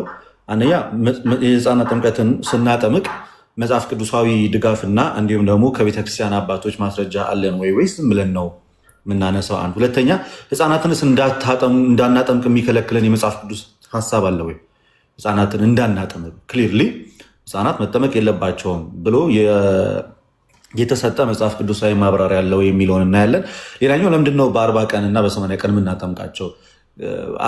በ40 እና በ80 ቀን ስናጠምቃቸው ህፃናትን እንደው መጽሐፍ ቅዱስ እንደዛ ለማድረጋችን የሚሰጠን ትንሽዬ እንኳን ቢሆን ፍንጭ አለ ወይ? ኦኬ መረሳት የለበትም እና ደግሞ ሁሌም ነሰሰርሊ ህፃናትን የግድ በ40 እና በ80 ቀን ብቻ ነው ወይ ራሱ የምናጠምቃቸው ወይ? አሁን ብዙ ጊዜ ምንም የማያውቅ 40-80 እያሉ እኔ ኮንዶሚኒየም ነው የማውቀው እንደዛ እና ሲተቹ አይቻለሁ። እና እንደዛ ብለን ስናደርግ ከምን አንጻር ነው የሚለውም በኋላ ላይ ደግሞ አይሆፕ የውሃዴ ከመካነ ኢየሱስ አንጻር ደግሞ ህፃናት ራሳቸው በመካነ ኢየሱስ ራሱ ህፃናቶች እንዴት እንደሚጠመቁ እንመለከታለን። አንድ ቪዲዮም ደግሞ ከማገኙ ከሆነ አሳያቸዋለሁ። ከማን አንጻር? ከመካነ ኢየሱሶች አንጻር የህፃናትን ጥምቀት እንዴት እንደሚናገሩት ማለት ነው። ኦኬ እንግዲህ ቀጥታ ወደዚህ ነው የምገባው። ጥምቀትን በስፋት አይተናል። አሁን ደግሞ ጥምቀትን ከህፃናት አንጻር ኢንፋንት ባፕቲዝም የሚለውን ደግሞ እንመለከታለን። ወደዛ ከመግባታችን በፊት ብሉይ ኪዳን ላይ አንድ የመጽሐፍ ቅዱስ ቃል መነሻ አድርግና ወደዛ እንሄዳለን። ኦሪት ዘፍጥረት ምዕራፍ 17 ቁጥር 9 እስከ 11 ድረስ እንደዚህ ይላል። ኦሪት ዘፍጥረት ምዕራፍ 17 ቁጥር 9 እስከ 11 ድረስ እንደዚህ ይላል። እግዚአብሔርም አብርሃምን አለው ይላል፣ አንተ ደግሞ ቃል ኪዳኔን ትጠብቃለህ ከአንተም ከአንተም በኋላ በዘርህ በትውልዶችም በእኔና በአንተ መካከል ከአንተም በኋላ በዘርህ መካከል የምትጠብቁት ቃል ኪዳኔ ይህ ነው። ከእናንተ ወንድ ሁሉ ይገረዝ፣ የቁልፊታቸውንም ስጋ ትገርዛላችሁ፣ በእኔና በእናንተ መካከል ላለው ቃል ኪዳን ምልክት ይሆናል ብሎ እግዚአብሔር እንዲህ ህዝበ እግዚአብሔር የሚሆኑበትን መንገድ በአብርሃም በኩል እና ህዝቡ በአብርሃም ወገን ያሉትን በዘርህ በአንተና በዘርህ መካከል በእኔና በአንተ እንዲሁም በዘርህ መካከል የሚለውን ቃል ኪዳን ይሰጣል። እንግዲህ እንደምታዩት አብርሃም የብዙዎች አባት ነው። በሐዲስ ኪዳን ጳውሎስ ሮሜ ላይ በስፋት በእምነት በኩል ስላለው ጽድቅ፣ ያዕቆብ በስራ በኩል ስላለው ጽድቅ በስፋት የሚነገር ነው እና አብርሃም የሁላችን አባት ነው። ስለዚህ እግዚአብሔር ለአብርሃም አስቀድሞ ምን አይነት ቃል ኪዳን ሰጥቶታል ማለት ነው? ይህንን የግርዘትን ቃል ኪዳን ሰጥቶታል። ልብ ብላችሁ ማስተዋል ያለባችሁ ምንድን ነው? እስራኤላውያን ሕዝበ እግዚአብሔር ተብሎ ከሌላዎቹ የሚለዩበት ምልክታቸው በእነሱና በእግዚአብሔር መካከል ያለው ምን ይሆናል ማለት ነው? ግርዛት ይሆናል። እስከዚች ሞመንት ድረስ እንግዲህ አብርሃም አልተገረዘም ነበር ማለት ነው። ከዛ አብርሃም ደግሞ ይህን ቃል ኪዳን ከተሰጠው በኋላ መገረዝ አለበት አይደለ? አብርሃም ይህ ቃል ኪዳን ከተሰጠው በኋላ መገረዝ አለበት። ምን ይላል? ኦሪት ዘፍጥረት ምዕራፍ 17 እዛው ጋር ይህን ቃል ኪዳን ከተቀበለ በኋላ ራሱ አብርሃም ኦሪት ዘፍጥረት ምዕራፍ 17 ቁጥር 24 ላይ አብርሃምም የቁልፊቱን ስጋ በተገረዘ ጊዜ የ99 ዓመት ሰው ነበረ ይላል። አሁን እዚህ ጋር አንድ እንድትይዙ የሚፈልገው ሀሳብ አብርሃም አስቀድሞ እግዚአብሔርን ገና ከልጅነቱ ጀምሮ ከእናቱ ማህፀን ከወጣ ጀምሮ እግዚአብሔርን የሚያውቅ ነው እንዴ? አልነበረም። ታራ የሚባል አባት ነበረው። እንግዲህ የእሱን ጣዖቶች ከተማ ላይ የሄደ የሚሸጥ ሰው ነበረ። በስተመጨረሻ በጣም ትልቅ ከሆነ አዋቂ ከሆነ በኋላ እግዚአብሔርን ያገኘው ከዛም በኋላ በእግዚአብሔር አምኖ ካመነ በኋላ የተገረዘ ሰው ነው ማለት ነው። አብርሃም ጀማሪው። ስለዚህ መጀመሪያ ከእግዚአብሔር ወገን አልነበረም። በኋላ ላይ ግን እግዚአብሔርን ካወቀ እግዚአብሔርን ካመነ በኋላ ኢቨን እምነቱ ጽድቅ ሆኖ ከተቆጠረለት በኋላ ይሄ የግርዛት ቃል ኪዳን ከተሰጠው በኋላ እሱ ራሱ ተገርዞ ምንድን ነው ማለት ነው? አብርሃም ራሱ እግዚአብሔር ወዳጅ ነው ማለት ነው። ኦኬ አብርሃም በዚህ ትልቅ ከሆነ በኋላ ከተገረዘ የአብርሃምስ ልጅ ይስሐቅስ ምንድን ነው የሆነው የሚለውን ነገር እንይዘዋለን። ስለዚህ ምን ይላል? ዘፍጥረት 21:4 ላይ አብርሃምም ልጁ ይስሐቅን እግዚአብሔር እንዳዘዘው በ8ኛው ቀን ገረዘው ይላል። አሁን ግርዛት ምንድን ነው ብያችኋለሁ። ልክኛ በአዲስ ኪዳን ጥምቀት እግዚአብሔር ልጅ እንደሚያደርገን የእግዚአብሔር ሕዝቦች እንደሚያደርገን በብሉይ ኪዳን ግርዛት ደግሞ ልክ እንደዛው ነበረ ለአይሁዳውያን።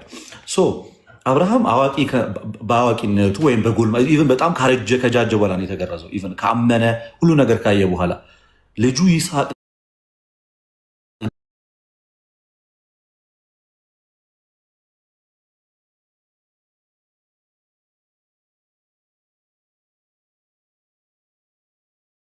አግኝተ ኮንፌስ አድርገ እግዚአብሔር አምላክ ነው ፈጣሪ ብሎ በራሱ በቃሉ ኮንፌሽን ሰጥቶ ምስክርነት ሰጥቶ አይደለም የተገረዘው።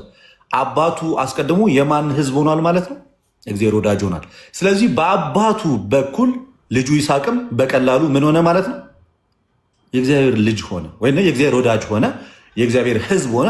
የዛ ቃል ኪዳን ምን ሆነ? በአባቱ እምነት በኩል ይስሐቅ የቃል ኪዳኑ ተካፋይ ሆነ። ቀድሞ ግርዛቱን አገኘ። ከዛ በኋላ ግን ምን ሆነ?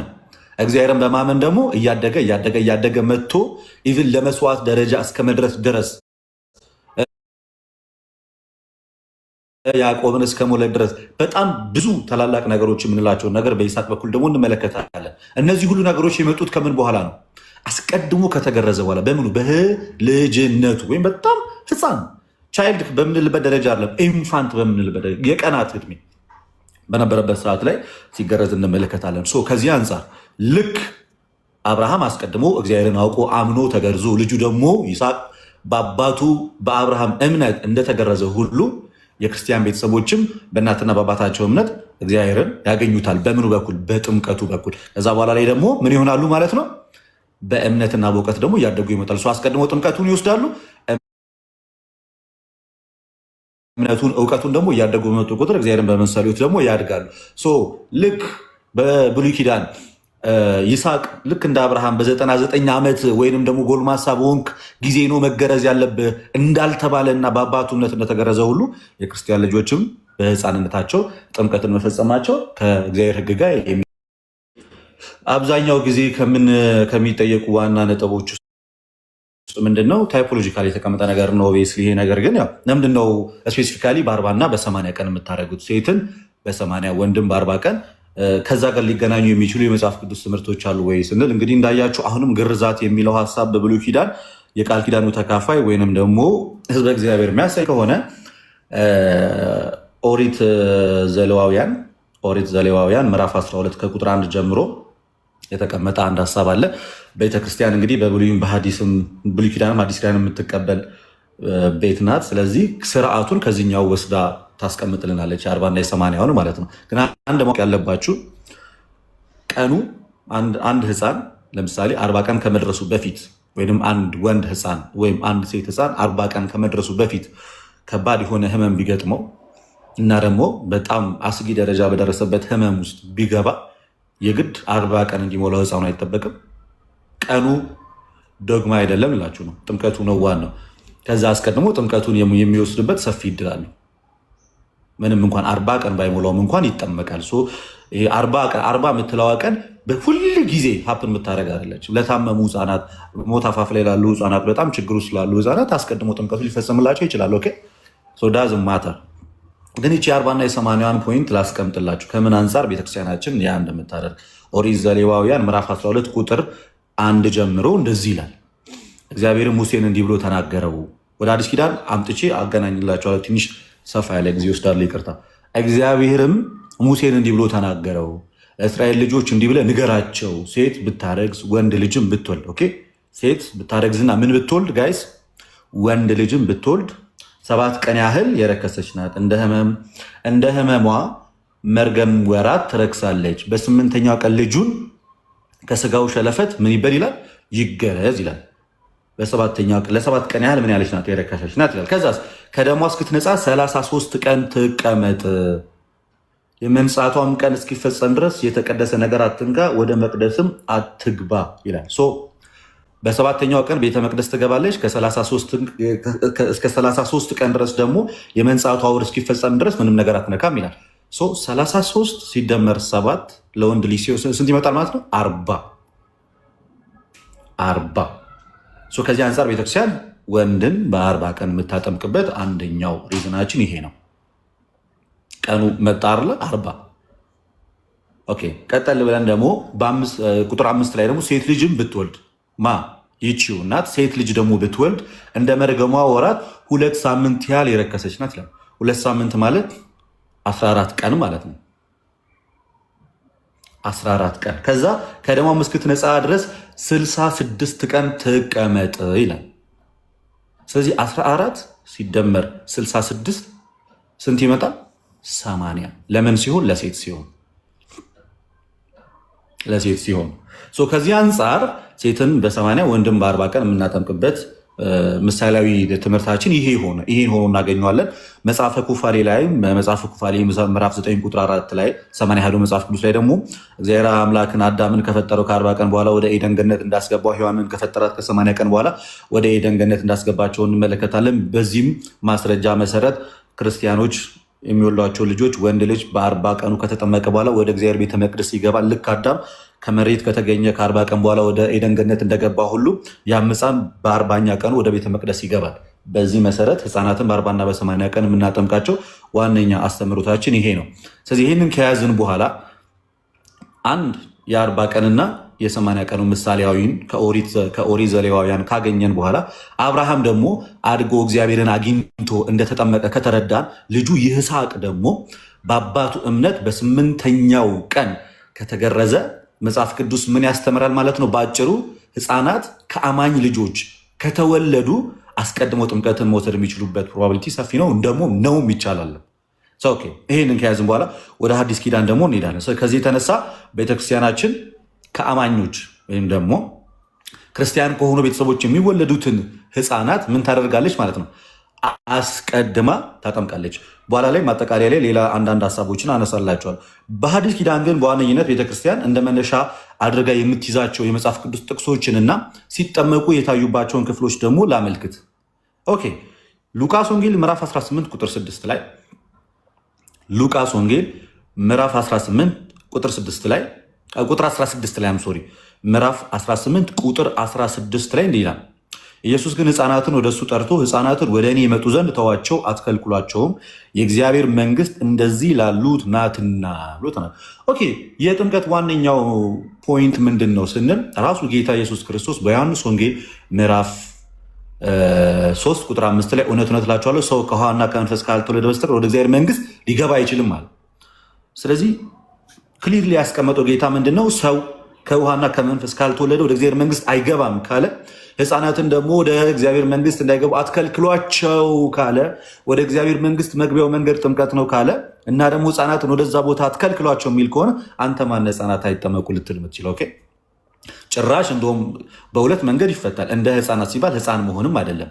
ህፃናት ንጹሐን ናቸው፣ ቅዱሳን ናቸው፣ እናንተም ራሳችሁን ንጹህ አድርጋችሁ ወደ እግዚአብሔር መንግስት ግቡ ሲል ነው ትርጉሙ። በቀጥታ ደግሞ ስንወስደው ህፃናትን አክቹዋሊ ህፃናትን ይዞ ነው እዛ ጋር ሲናገር የነበረው። ልክ እንደዚህ ብሎ ሲናገር ደግሞ ህፃናትም ወደ እግዚአብሔር መንግስት የመግባት ማለት ነው ሙሉ መብት አላቸው፣ ማንም አልከለከላቸውም። ስለዚህ ተጠምቀው የእግዚአብሔር ልጅ መሆን ይችላሉ። ከፕሮቴስታንቶች ሊነሳ የሚችለውን ሀሳብ አነሳዋለሁ። ጥምቀት ለኃጢአት ስርየት ነው ትላላችሁ፣ ህፃናት ምን ኃጢአት ኖሮባቸው ነው የሚጠመቁት የሚለውን በኋላ ላይ አነሳዋለሁ። ግን ቤተክርስቲያናችን ግን ህፃናትን ስታጠም ከዚህ አንጻር ነው። ይሄን አያችሁ ሉቃስ 18:16 ላይ ህፃናትን ወደ እግዚአብሔር እንዲመጡ መከልከል እንደሌለብን መጽሐፍ ቅዱስ የሚያስተምር ከሆነ እንዳይጠመቁ ወደ እግዚአብሔር ቤተ መቅደስ መጥተው ዳግም ልጅነትን እንዳያገኙ የምትከለክላቸው አንተ ማን? በደለኛ የሆነውን ሰው እንኳን አጥምቀን ወደ እግዚአብሔር መንግስት እንዲገባ ካደረግነው ንጹሐን የሆኑ ህፃናትን የማናጠምቅበት ምክንያታችን ምንድን ነው? ምንም በደል የሌለባቸውን ሰዎች ማለት። ይሄ ጸጋ ለማንም የተከለከለ እንዳልሆነ ግልጽ ነው። ጸጋው ለሁሉም ነው። ይህንን ደግሞ ሐዋርያት ሥራ ምዕራፍ 2 ቁጥር 39 ላይ ሐዋርያት ሥራ ምዕራፍ 2 ከቁጥር 39 ላይ የተስፋው ቃል ይላል ለእናንተና ለልጆቻችሁ ጌታ አምላካችንም ወደ እርሱ ለሚጠራቸው በሩቅ ላሉ ሁሉ ነውና አላቸው። ስለዚህ የተስፋው ቃል ለአዋቂዎች ብቻ አይደለም። የተስፋው ቃል ለአዛውንቶች ብቻ አይደለም። የተስፋው ቃል ለወጣቶች ብቻ ሳይሆን የተስፋው ቃል ለእናንተም እንዲሁም ለልጆቻችሁም ነው። ስለዚህ የክርስቲያን ልጆች በእናትና አባታቸው እምነት ተጠምቀው በኋላ ላይ ደግሞ እግዚአብሔርን በመምሰል ሕይወት ቢያድጉ ይሄ መጽሐፍ ቅዱሳዊ ነው እንጂ ይህ መጽሐፍ ቅዱሳዊ የሆነ ትምህርት አይደለም። ሌላኛው መጽሐፍ ቅዱስ በግልጽ ከማያስተምራቸው ትምህርቶች ውስጥ አንደኛው ህፃናት መጠመቅ የለባቸውም የሚለውን ትምህርት ነው። ስለዚህ አንድ ሰው እንደ ዶግማ ህፃናት መጠመቅ የለባቸው ብሎ እንደ እምነት ይዞ የሚከራከር ከሆነ ትምህርቱን ከመጽሐፍ ቅዱስ ነሰሰሪ ማግኘት አለበት። ፕሮቴስታንቶች እንደ እምነት ይዘውት ነው። ፔንቴኮስታሎች ህፃናት መጠመቅ የለባቸውም ብሎ ሲል እንደ እምነት ነው የያዙት ይህንን ጉዳይ። ኦኬ እንደ እምነት ይዘው የምትናገር ከሆነ የቱ ጋር ነው መጠመቅ እንደሌለባቸው ክሊርሊ የሚያሳየው? ልክ ንስሐ ግቡ የሚለውን እምነታችን ነው፣ መጽሐፍ ቅዱስ ላይ ክሊርሊ ያለ ንስሐ ትገባለ። ጥምቀት እምነታችን ነው፣ ክሊርሊ ያለ ንስሐ ትገባለ። ሌሎችም ትምህርቶች አሉ እንደዚህ እንደ እምነት የምንይዛቸው በግልጽ የተጻፉ ናቸው። ህፃናት መጠመቅ የለባቸውም ብለው የሚያስተምሩ ሰዎች መጠመቅ እንደሌለባቸው የሚያሳይ የመጽሐፍ ቅዱስ ትምህርት አላገኘን። ባይሆን በተቃራኒው ግን የተስፋው ቃል ለእኛም ለማንም ነው ለልጆቻችንም ጭምር እንደሆነ መጽሐፍ ቅዱስ ክሊርሊ ያሳያል። ሌላኛው ሐዋርያት ሥራ ምዕራፍ 16 ቁጥር 14 እስከ 15 ላይ ያለውን ሀሳብ ልንገራችሁ። ኦኬ እዚህ ጋር በጣም ልብ ብላችሁ አዳምጡ። ሐዋርያት ሥራ ምዕራፍ 16 ላይ እንዲህ ይላል፣ ከጥሩያንም ከተማ የመጣች ቀይ ሐር ሻጭ እግዚአብሔርን የምታመልክ ልድያ የሚሏት አንዲት ሴት ነበረች አለ። ጳውሎስም የሚናገረውን ታደምጥ ዘንድ ጌታ ልቧን ከፈተላት። ስለዚህ ትምህርቱን እየሰማች ያለችው ማናት? ሊዲያ ናት። ጋይስ ሊዲያ ናት። ጌታ እግዚአብሔርም ልቧን ከፈተላት። ጳውሎስ የሚናገረውን ነገር እየሰማች ከዛ እርሷም ከቤተሰቦቿ ጋር ከተጠመቀች በኋላ በጌታ የማምን እንደሆነ ከፈረዳችሁልኝ ወደ ቤቴ ገብታችሁ ኑሩ ብላ ለመነች። ፖይንት ያዙልኝ። ትምህርቱን የሰማችሁ ማናት? ሊዲያ። የተጠመቀችው ከነ ምኗ ነው? ከነ ቤተሰብ ውስጥ ምን አለ? እናት፣ አባት፣ ህፃናት፣ እኛን ሁሉ ያካትታል። በሊዲያ እምነት ቤተሰቦቿ ሁሉ ምን ሲሉ እንመለከታለን? እዚህ ጋር ሲጠመቁ እንመለከታለን። ያመነችው ማናት? እሷ ናት። ግን የተጠመቀው ሙሉ ቤተሰቡ ሆኖ ስናገኝ ይሄ ምንድን ነው ማለት ነው? በእናትና በአባትነት የክርስቲያን ልጆች መጠመቅ እንደሚችሉ እናሳያለን። በዚህ ምክንያት እንግዲህ ጳውሎስ አልከለከለም። አይ መጠመቅ የለባችሁም ቤተሰቦች ሲላት አንመለከትም። ያመነችው እሷ፣ ግን የተጠመቀችው ከነ ቤተሰቦቿ። በቆርኔሌዎስ ታሪክ የምናገኘው ይህንን እንይዛለን። ሌላኛው ጳውሎስ እንግዲህ በዚህ በአንደኛ ቆሮንቶስ ምዕራፍ 10 ላይ የተናገረው ነገር አለ። ምን ብሎ ይናገራል? እንግዲህ ከእስራኤላውያን ታሪክ ጋር አያይዞ የሚያስቀምጥ በጣም ትልቅ ትምህርት አለ። እንዲህ ይላል አንደኛ ቆሮንቶስ ምዕራፍ 10 ቁጥር 1 ጀምሮ፣ ወንድሞች ይህን ታውቁ ዘንድ እወዳለሁ። አባቶቻችን ሁሉ ከደመና በታች ነበሩ፣ ሁሉም በባህር መካከል ተሻገሩ፣ ሁሉም ሙሴን ይተባበሩ ዘንድ በደመና በባህር ተጠመቋል። ምን ሁሉም እስራኤላውያን ከግብፅ ባርነት ነፃ ሲወጡና ሲሄዱ በነበረበት ሰዓት ላይ ህፃናቶች ነበሩ፣ እናቶች ነበሩ፣ ኦኬ ሁሉም ነበሩ። ግን ሁሉም ሙሴን ተባበሩና በደመና ምን አሉ? ተጠመቁ። ሁሉም ከግብፅ ባርነት የወጡት ሁሉ ከዛ ውስጥ ህፃናቶች አብረው አልፈዋል፣ አዛውንቶች አልፈዋል፣ ወጣቶች አልፈዋል። ስለዚህ ሙሴ በባህር ሲያልፉ ሌሎቹን አስቀርቶ አዋቂዎቹን ብቻ አይደለም ያሳለፈው። ከፈርዖን ባርነት ነፃ ሲወጡ የወጡት ሁሉም ናቸው። ልክ እንደዛው በእናትና በአባታቸው እምነት ከአዳማዊ ማንነት ህፃናት ነፃ መውጣትና የክርስቶስ ልጅ መሆን ይችላሉ ማለት ነው። የክርስቶስ ልጅ መሆን ይችላሉ። ይህንን እንመለከታለን። እነዚህ እንግዲህ መጽሐፍ ቅዱስ ላይ የተዘረዘሩና የተቀመጡ ናቸው። ወደ ቤተክርስቲያን አባቶች 2-3 ማስረጃዎች ከመሄዴ አስቀድሞ ሌላ የሚነሱ ሀሳቦችን ልናገር። ጥምቀት ለኃጢአት ስርየት ነው ትላላችሁ። የስ ኢንዲድ ጥምቀት ለኃጢአት ስርየት ነው። ኦኬ እሺ፣ ጥምቀት ለኃጢአት ስርየት ከሆነ እናንተ ደግሞ የውርስ ኃጢአትን አታምኑም። በአዳም በኩል የመጣውን ሲወራረስ የመጣውን ኃጢአትን አታምኑ ከሆነ ሰው በምን ምክንያት ህፃናትን ከምን ነፃ ለማድረግ ኃጢአትን የማይሰሩ ከሆነ በምን ምክንያት ታጠምቋቸዋላችሁ? በጣም ክሊር። ህፃናት ምንም እንኳን ኃጢአት ባይኖርባቸው ግን አዳማውያን ናቸው። ኦኬ አዳማውያን ናቸው። ያንን ደካማውን ስጋ ነው የያዙት። ስለዚህ ክርስቶሳዊ ለመሆን ምን መሆን አለባቸው ማለት ነው? መጠመቅ ይኖርባቸዋል፣ አዲስ ህይወት እንዲያገኙ። ይህንንም ሐዋርያው ቅዱስ ጳውሎስ በሮሜ መልእክቱ ቅድም በተደጋጋሚ ሲነሳ የነበረውን ሀሳብ ላስቀምጥላችሁ። በሮሜ መልእክቱ ምዕራፍ 6 ቁጥር 3 ላይ እንደዚህ ብሎ ይናገራል። ወይስ ከኢየሱስ ክርስቶስ ጋር አንድ እንሆን ዘንድ ጠመቅን፣ ሁላችን ከሞቱ ጋር አንድ እንሆን ዘንድ እንደጠመቅን አታውቁምን? እንግዲህ ክርስቶስ በአብ ክብር ከሙታን እንደተነሳ እንዲሁ እኛም በአዲስ ህይወት እንድንመላለስ ከሞቱ ጋር አንድ እንሆን ዘንድ በጥምቀት ከእርሱ ጋር ተቀበርን። ህፃናትን የምናጠምቃቸው አዲስ ህይወት እንዲያገኙ ነው። ስለዚህ ጥምቀት ነሰሰርሊ ስራው ከኃጢአት ማንጻት ብቻ ሳይሆን አንድ በኃጢአት ውስጥ ተጨማልቆ ለነበረ ከኃጢአቱም ያነጸዋል። ከዛ ውጭ የጥምቀት ቤኔፊቶቹ አንደኛው ሬሚሽን ኦፍ ሲንስ፣ ኃጢአትን ነፃ ማድረግ፣ አዲስ ህይወት መስጠት፣ ክርስቶስንም እንዲለብሱ ያደርጋል። ገላትያ ምዕራፍ 3 ከቁጥር 27 ላይ እንደዚህ ይላል። ገላትያ ምዕራፍ 3 ከክርስቶስ ጋር አንድ ትሆኑ ዘንድ የተጠመቃችሁ ሁሉ ክርስቶስ ኢየሱስን ለብሳችኋል እና። ስለዚህ ህፃናትን ስናጠምቃቸው ክርስቶስን እንዲለብሱ እናደርጋቸዋለን። ካልተጠመቁ በስተቀር ምንም እንኳን ኃጢአት ባይኖርባቸው ክርስቶስን ግን መልበስ አይችሉም። ክርስቶስን የሰው ልጅ መልበስ የሚችለው በጥምቀትና በጥምቀት ብቻ ነው፣ ምንም ኃጢአት ባይኖርባቸው። ደግሞ ክርስቶስን ያለበሰ ሰው ደግሞ ድኗል ማለት አንችልም። ስለዚህ ህፃናትን የምናጠምቃቸው አንድም አዲስ ህይወት እንዲኖራቸው፣ ከአዳማዊ ማንነታቸው ወጥተው ክርስቶሳዊ ማንነት እንዲይዙ፣ 2 ክርስቶስን እንዲለብሱ፣ 3 ወደ ቤተክርስቲያን ህብረት፣ ወደ ኪንግደም ኦፍ ጋድ ወደዛ ህብረት እንዲጨመሩ ጭምር ነው። ወደ ቤተክርስቲያን ህብረት እንዲጨመሩ ጭምር ህፃናትን እናጠምቃቸዋለን እና ይሄ ሊረሳ የማይገባ ነው። ሰው ፕሮቴስታንቶች ከዚህ በኋላ ኃጢአት ከሌለባቸው ለምን ታጠምቋቸዋላችሁ ካል ዳግም ውልደት እንዲያገኙ። መጀመሪያ ከእናትና ከአባት በስጋ ተወለዱ። ቤተክርስቲያን ደግሞ በምን ትወልዳቸዋለች? በመንፈስ ትወልዳቸውና የእግዚአብሔር ልጅ ትላቸዋለች። ከስጋ የተወለዱትን ድጋሚ ከመንፈስ እንዲወለዱ ታደርጋለች። ከዛ አንጻር ህፃናትን እናጠምቃለን የምንለው በግልጽ ሊቀመጥ ይገባል። ሌላኛው አስቀድሞ ወንጌል መሰበክ አለበት ህፃናት እንዲጠመቁ ተብሎ የሚነሱ ትችቶች፣ እነሱን በሊዲያ እና በአብርሃም መልሰናቸዋል። ኦልሬዲ አብርሃም ነው ቀድሞ ያመነው።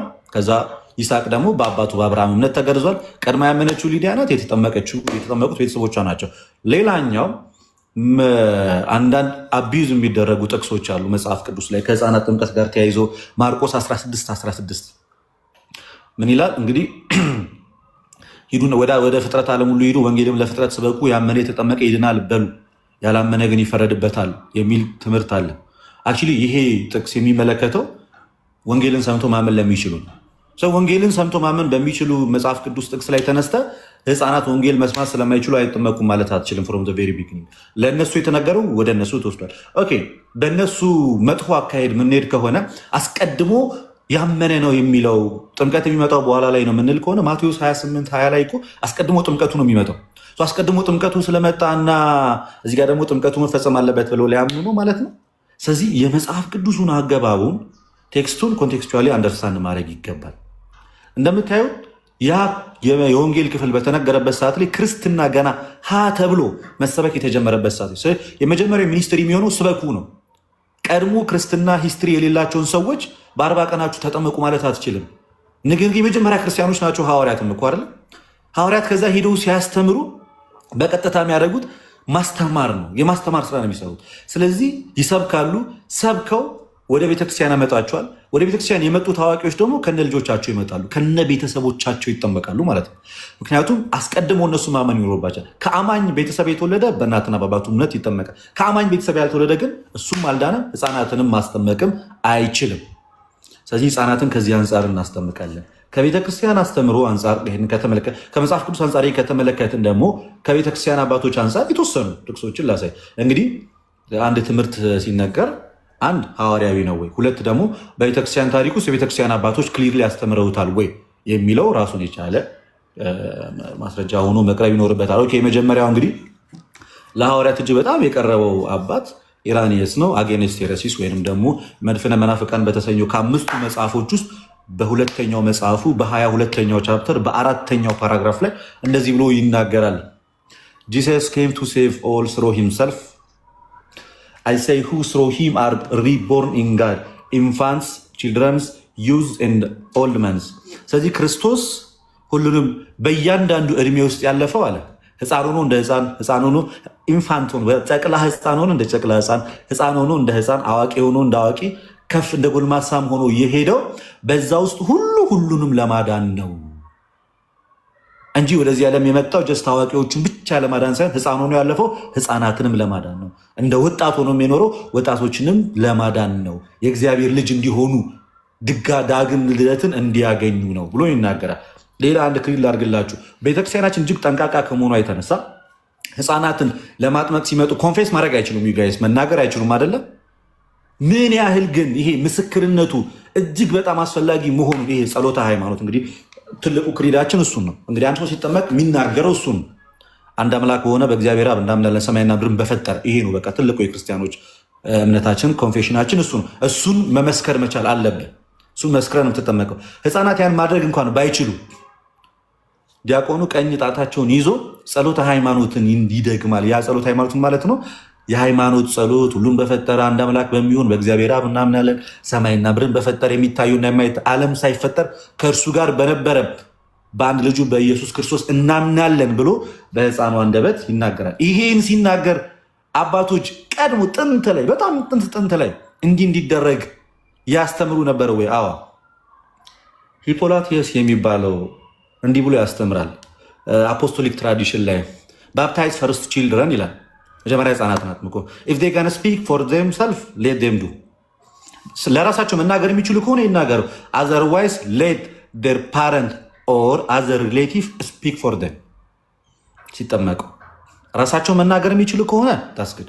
ራሳቸው መናገር የሚችሉ ከሆነ ሌት ዴር ፓረንት ስፒክ ፎር ዜም።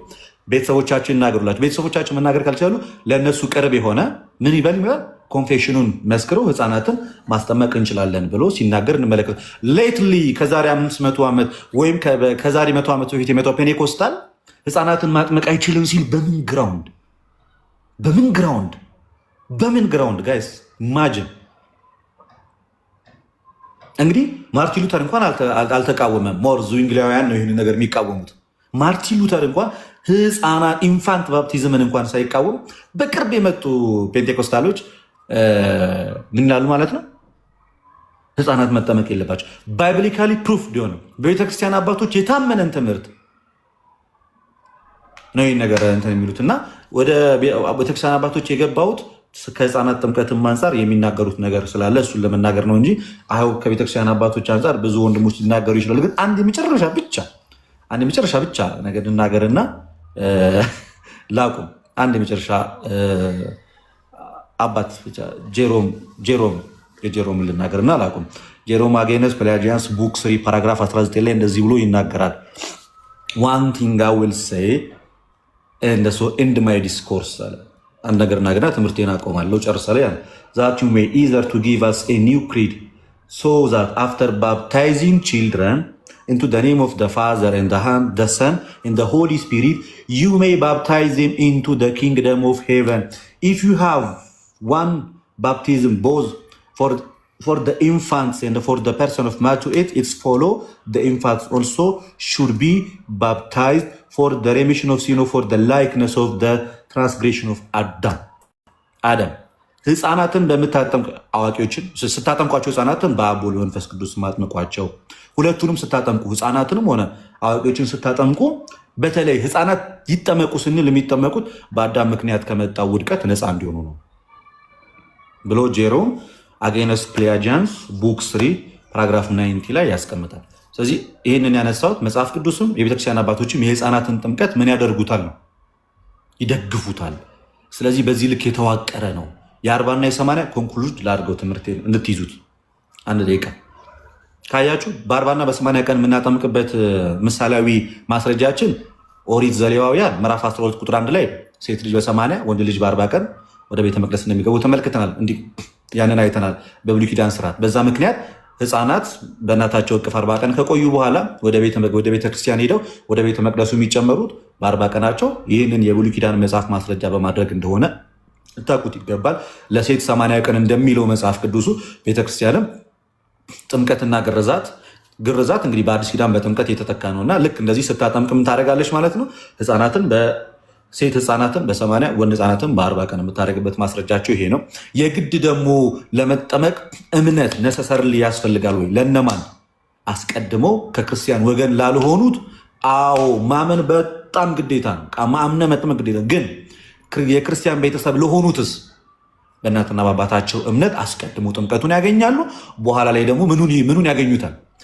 እምነቱን፣ እውቀቱን፣ ህይወቱን ደግሞ እያገኙት ይመጣሉ። ልክ አብርሃም መጀመሪያ አስቀድሞ ተገርዞ ነበር እንዴ? እግዚአብሔርን ኢንታይም ሲያገኘው አልተገረዘም። ማመን አለበት። ይሲ እሱ ካመነና እግዚአብሔር ህብረት ከተጨመረ በኋላ ልጁ ይስሐቅስ በተወለደ በ8ኛ ቀኑ ተገረዘ። ለምን? ኦልሬዲ ከአማኝ ቤተሰብ ስለሆነ የተወለደው የእግዚአብሔር ህዝብ ከተባለው ቃል ኪዳኑን ከተቀበለው ከአብርሃም ስለሆነ የተወለደው እንደዛ ሆነ። ያዕቆብም በዛው እንደዛው ነው የቀጠሉት። ሁሉም በቃ በ8 ቀናቸው ሲገረዙ ነው የሄዱት። ልክ እንደዛው የኦርቶዶክሳውያን ልጆች በ40 እና በ80 ቀን ገና በህፃንነታቸው ጥምቀቱን ቢወስዱ መጽሐፍ ቅዱስ ይደግፋቸዋል፣ ቤተክርስቲያን ትምህርት ይደግፋቸዋል። የኔ መጨረሻ ማጠቃለያ የፕሮቴስታንት ልጆች እንግዲህ ሰው ሳያምን አይድንም አይደለም የሚሉት ነሰሰሪ ማመን አለበት አይደለም። ፕሮቴስታንት ልጆች ለምሳሌ በ15 ዓመታቸው ከመጠመቃቸው በፊት በ7 ዓመቱ በ8 ዓመቱ በ9 ዓመቱ ቢሞት ምንድነው የሚሆነው? ሳያምን። እሺ የፕሮቴስታንት ልጆች እስኪጠመቁ ድረስ ድርሻቸው ምንድን ነው? ኢአማንያን ናቸው፣ ለእኛ አሁን ያልዳኑ ናቸው። በእነሱ ግን ድነናል በሚለው ኮንሴፕታቸው እንሂድና ከማመናቸው በፊት የእናንተ ልጆች ምንድን ናቸው? ምንድን የሚወጣቸው? ምንድን ተስፋቸውስ? የክርስቲያን ልጆችስ በ40 እና በ80 ቀናቸው ይጠመቃሉ። አትሊስት ጥምቀቱን ያገኛሉ፣ የእግዚአብሔር ልጅ ይባላሉ። የእናንተ ምንድን ነው የሚባሉት? ምንም። ከዛ አንጻር የህፃናትን ጥምቀት በዚህ መንገድ ልንመለከተው ይገባል። ያስተማረን የመከረን አምላክ የተመሰገነ ይሁን። ወስብሐት ለእግዚአብሔር።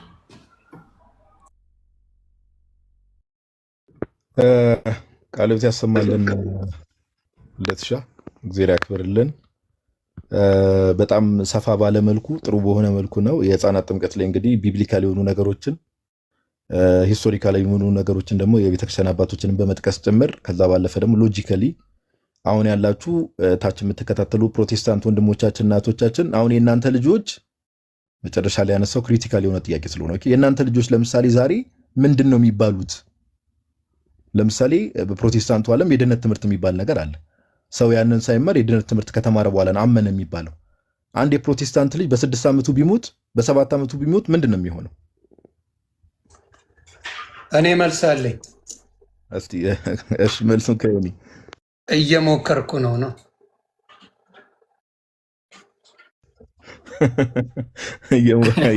ቴክሶቹን ይዛቸዋል አይደል? አዎ በደንብ ይዣለሁ። መልሱ እየሞከርኩ ነው። ክሊሮኖልሃል። ጥቅሱ ላንብበው። አዎ በደንብ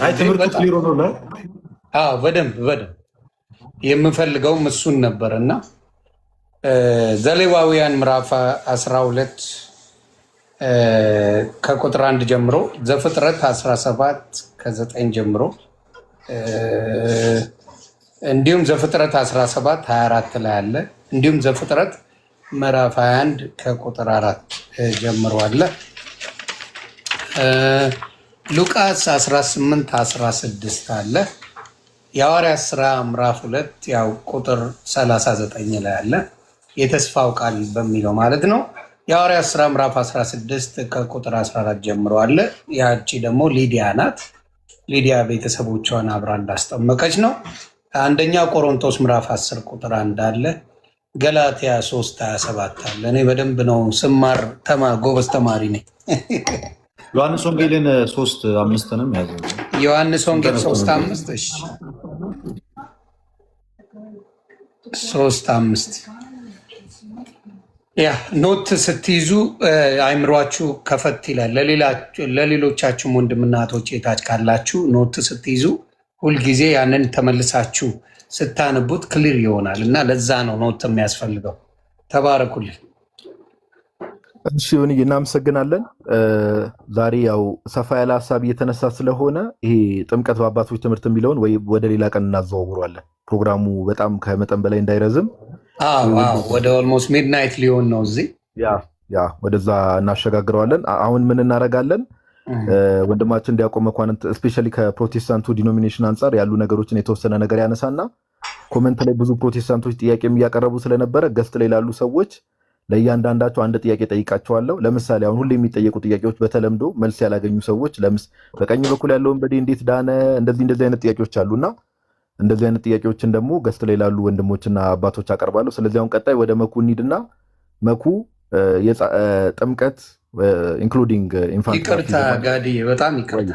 እንደ ሀሳብ ጴንጤ ወንድምና እህቶቼ የህፃናት ጥምቀትን ኦርቶዶክስን ከመጠየቅ ይልቅ እዛው ጎረቤት ሀገር ኡጋንዳ መሰረተ ክርስቶስ አለች እና መሰረተ ክርስቶስን መጠየቅ አይሻልም?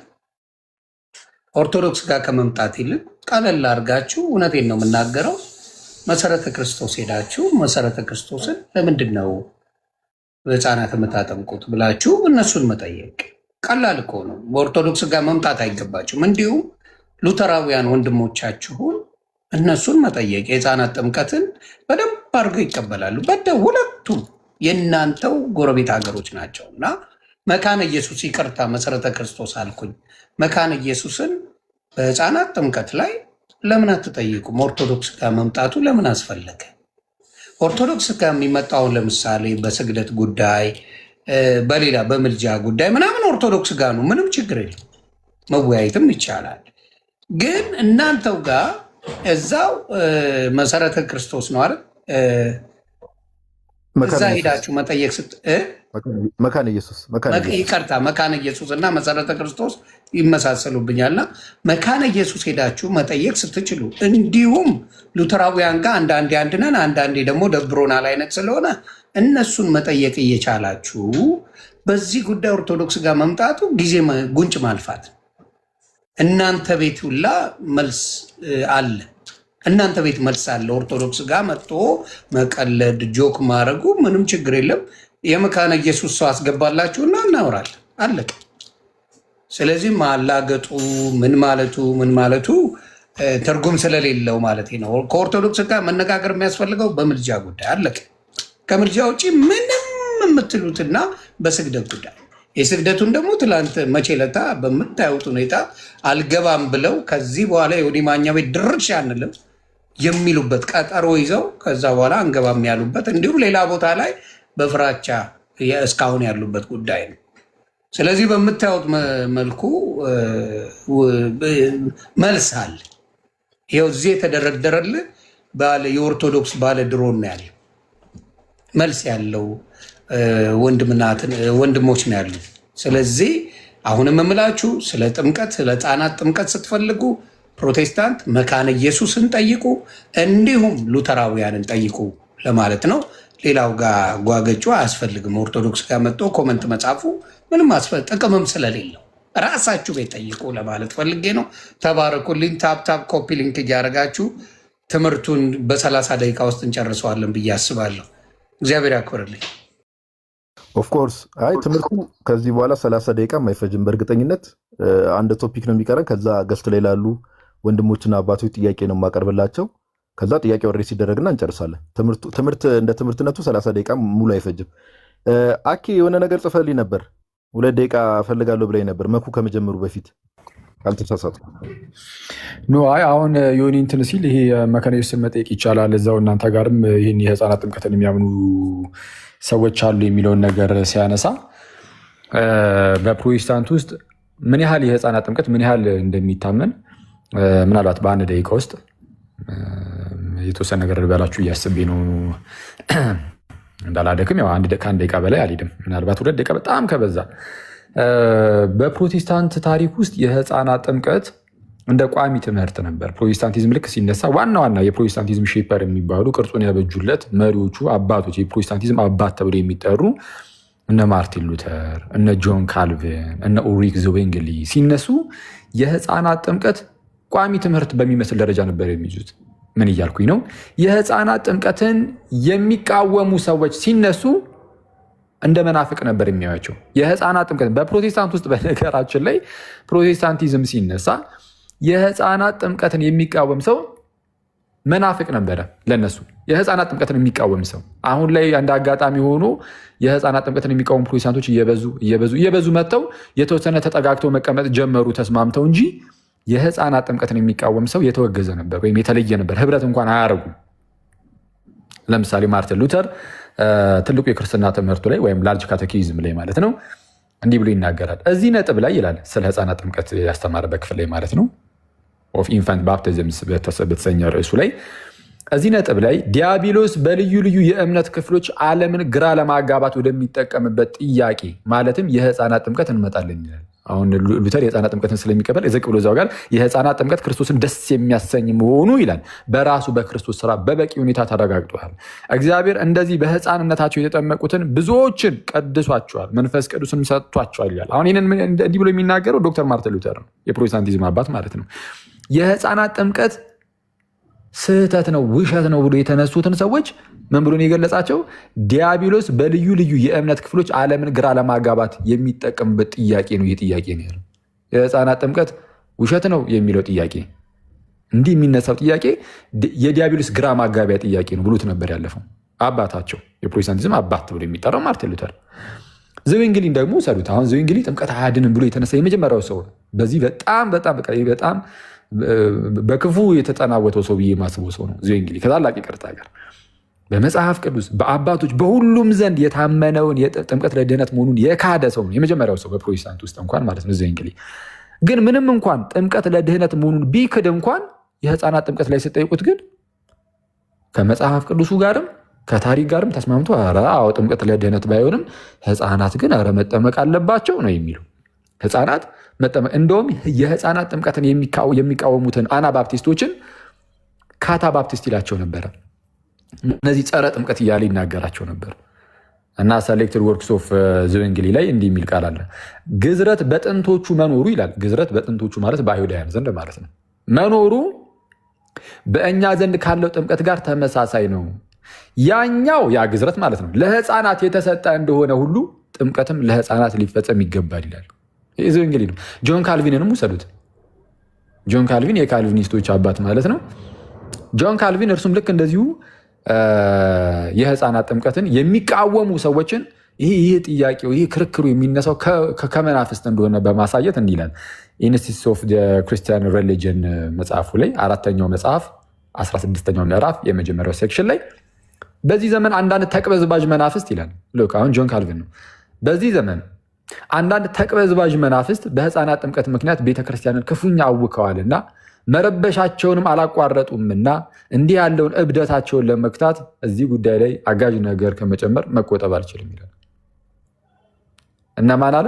አንዳንድ ተቅበዝባዥ መናፍስት የህፃናት ጥምቀትን የሚቃወሙ። አሁን እኛ ሀገር ጴንጤ በዝቶ ነው አጋጣሚ ከፕሮቴስታንቱም የፔንቴኮስታሉ እየበዛ ስለመጣ ዶሚኔት ነገር እያደረገ ስለሆነ በቃ የህፃናት ጥምቀት የምርም በፕሮቴስታንት ውስጥ የሚካድ አስመስሎ አሳዩት እንጂ እነዚህ ሰዎች ምን እንዳሉትም አሁን ጆን ካልቪንም እንደተናገረው አንዳንድ ተቅበዝባዥ መናፍስት ነው የሚለው ፋናቲክ ስፒሪትስ አይነት ነገር በህፃናት ጥምቀት ምክንያት ቤተክርስቲያንን ክፉኛ አውከዋል እና መረበሻቸውንም አላቋረጡምና እንዲህ ያለውን እብደታቸውን ይላል እንዲህ ያለውን እብደታቸውን ለመግታት እዚህ ጉዳይ ላይም አጋዥ ነገር ከመጨመር መቆጠብ አልችልም ይላል።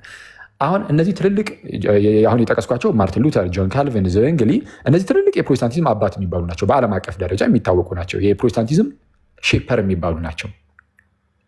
ከነዚህ ከግለሰቦች ውጭ ግን በቤተ እምነት ደረጃ የወጡ የእምነት መግለጫዎች አሉ።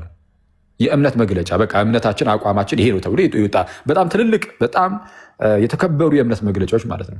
ብዙዎቹ የህፃናት ጥምቀትን የሚደግፉ ናቸው። ለምሳሌ የኦግስበርጉ የእምነት መግለጫ ላይ እንዲህ የሚል ቃል አለ። ጥምቀትን በተመለከተ የእግዚአብሔር ጸጋ በጥምቀት የሚሰጥ በመሆኑ ለድህነት አስፈላጊ ነው ካለ በኋላ ስለዚህ ህፃናት መጠመቅ ይገባቸዋል ሲሉ ያስተምራሉ ማለት ያስቀምጣል። ህፃናት በጥምቀት ለእግዚአብሔር በሚቀርቡበት ጊዜ የእግዚአብሔር ጸጋ ተካፋዮች ይሆናሉ። የህፃናት ጥምቀት የማይቀበሉትንና ህፃናት ያለ ጥምቀት ይድናሉ የሚሉትን ደግሞ ዳግም አጥማቂያንን ይቃወማሉ ይላል። አሁን ጴንጤዎችን ማለት ነው። በአሁንኛው ዘመን እኔው ካልን ጴንጤዎችን ይቃወማሉ ይላል የኦግስበርጉ የእምነት መግለጫ እና ማን የሉትራን ነው። የኦግስበርጉ የእምነት መግለጫ የሉትራን ነው። የቴትራፖሊታን የእምነት መግለጫ፣ የመጀመሪያው የሄልቬቲክ ወይም የስዊዘርላንዱ ማለት ነው የእምነት መግለጫ፣ የቤልጂኩ የእምነት መግለጫ፣ የዌስት ሚኒስተር የእምነት መግለጫ፣ እነዚህ ሁሉ የእምነት መግለጫዎች ታላላቆቹ እንደዚህ ናቸው። ሁሉም የህፃናት ጥምቀትን ይቀበላሉ። ስለዚህ አሁን ቅርብ ሰዓት ላይ እየገነነ የመጣ የሐሰት ትምህርት ነው የህፃናት ጥምቀትን የመካድ ጉዳይ። ቅድም ግን ያው ማን ነው ልደት እንዳለው ነው። በቃ ጌታችን ለአዋቂዎች ብቻ ነው ወይ የመጣው ነው እንዴ? ለህፃናት አልመጣም። ጌታ ኢየሱስ ለህፃናትም የመጣው። እነዚህ ጴንጤዎች እኮ አሁን ሳያስቡት ይሄ በካልቪኒስቶቹ ዘንድ ያለው ኢየሱስ ለዓለም ሁሉ አልሞተም ለተወሰኑት ነው ለተመረጡት ነው የሞተው የሚባለው ትምህርት በእነሱ ውስጥም አለ። ክርስቶስ የሞተው ለአዋቂ ብቻ ነው ያስብላል። እንዴ ለህፃናት ሞቶላቸዋል? አልሞተላቸውም። ታዲያ ህፃናት እንዴት አድርገው ያንን የክርስቶስን የማዳን ስራ እንዴት ያገኙት?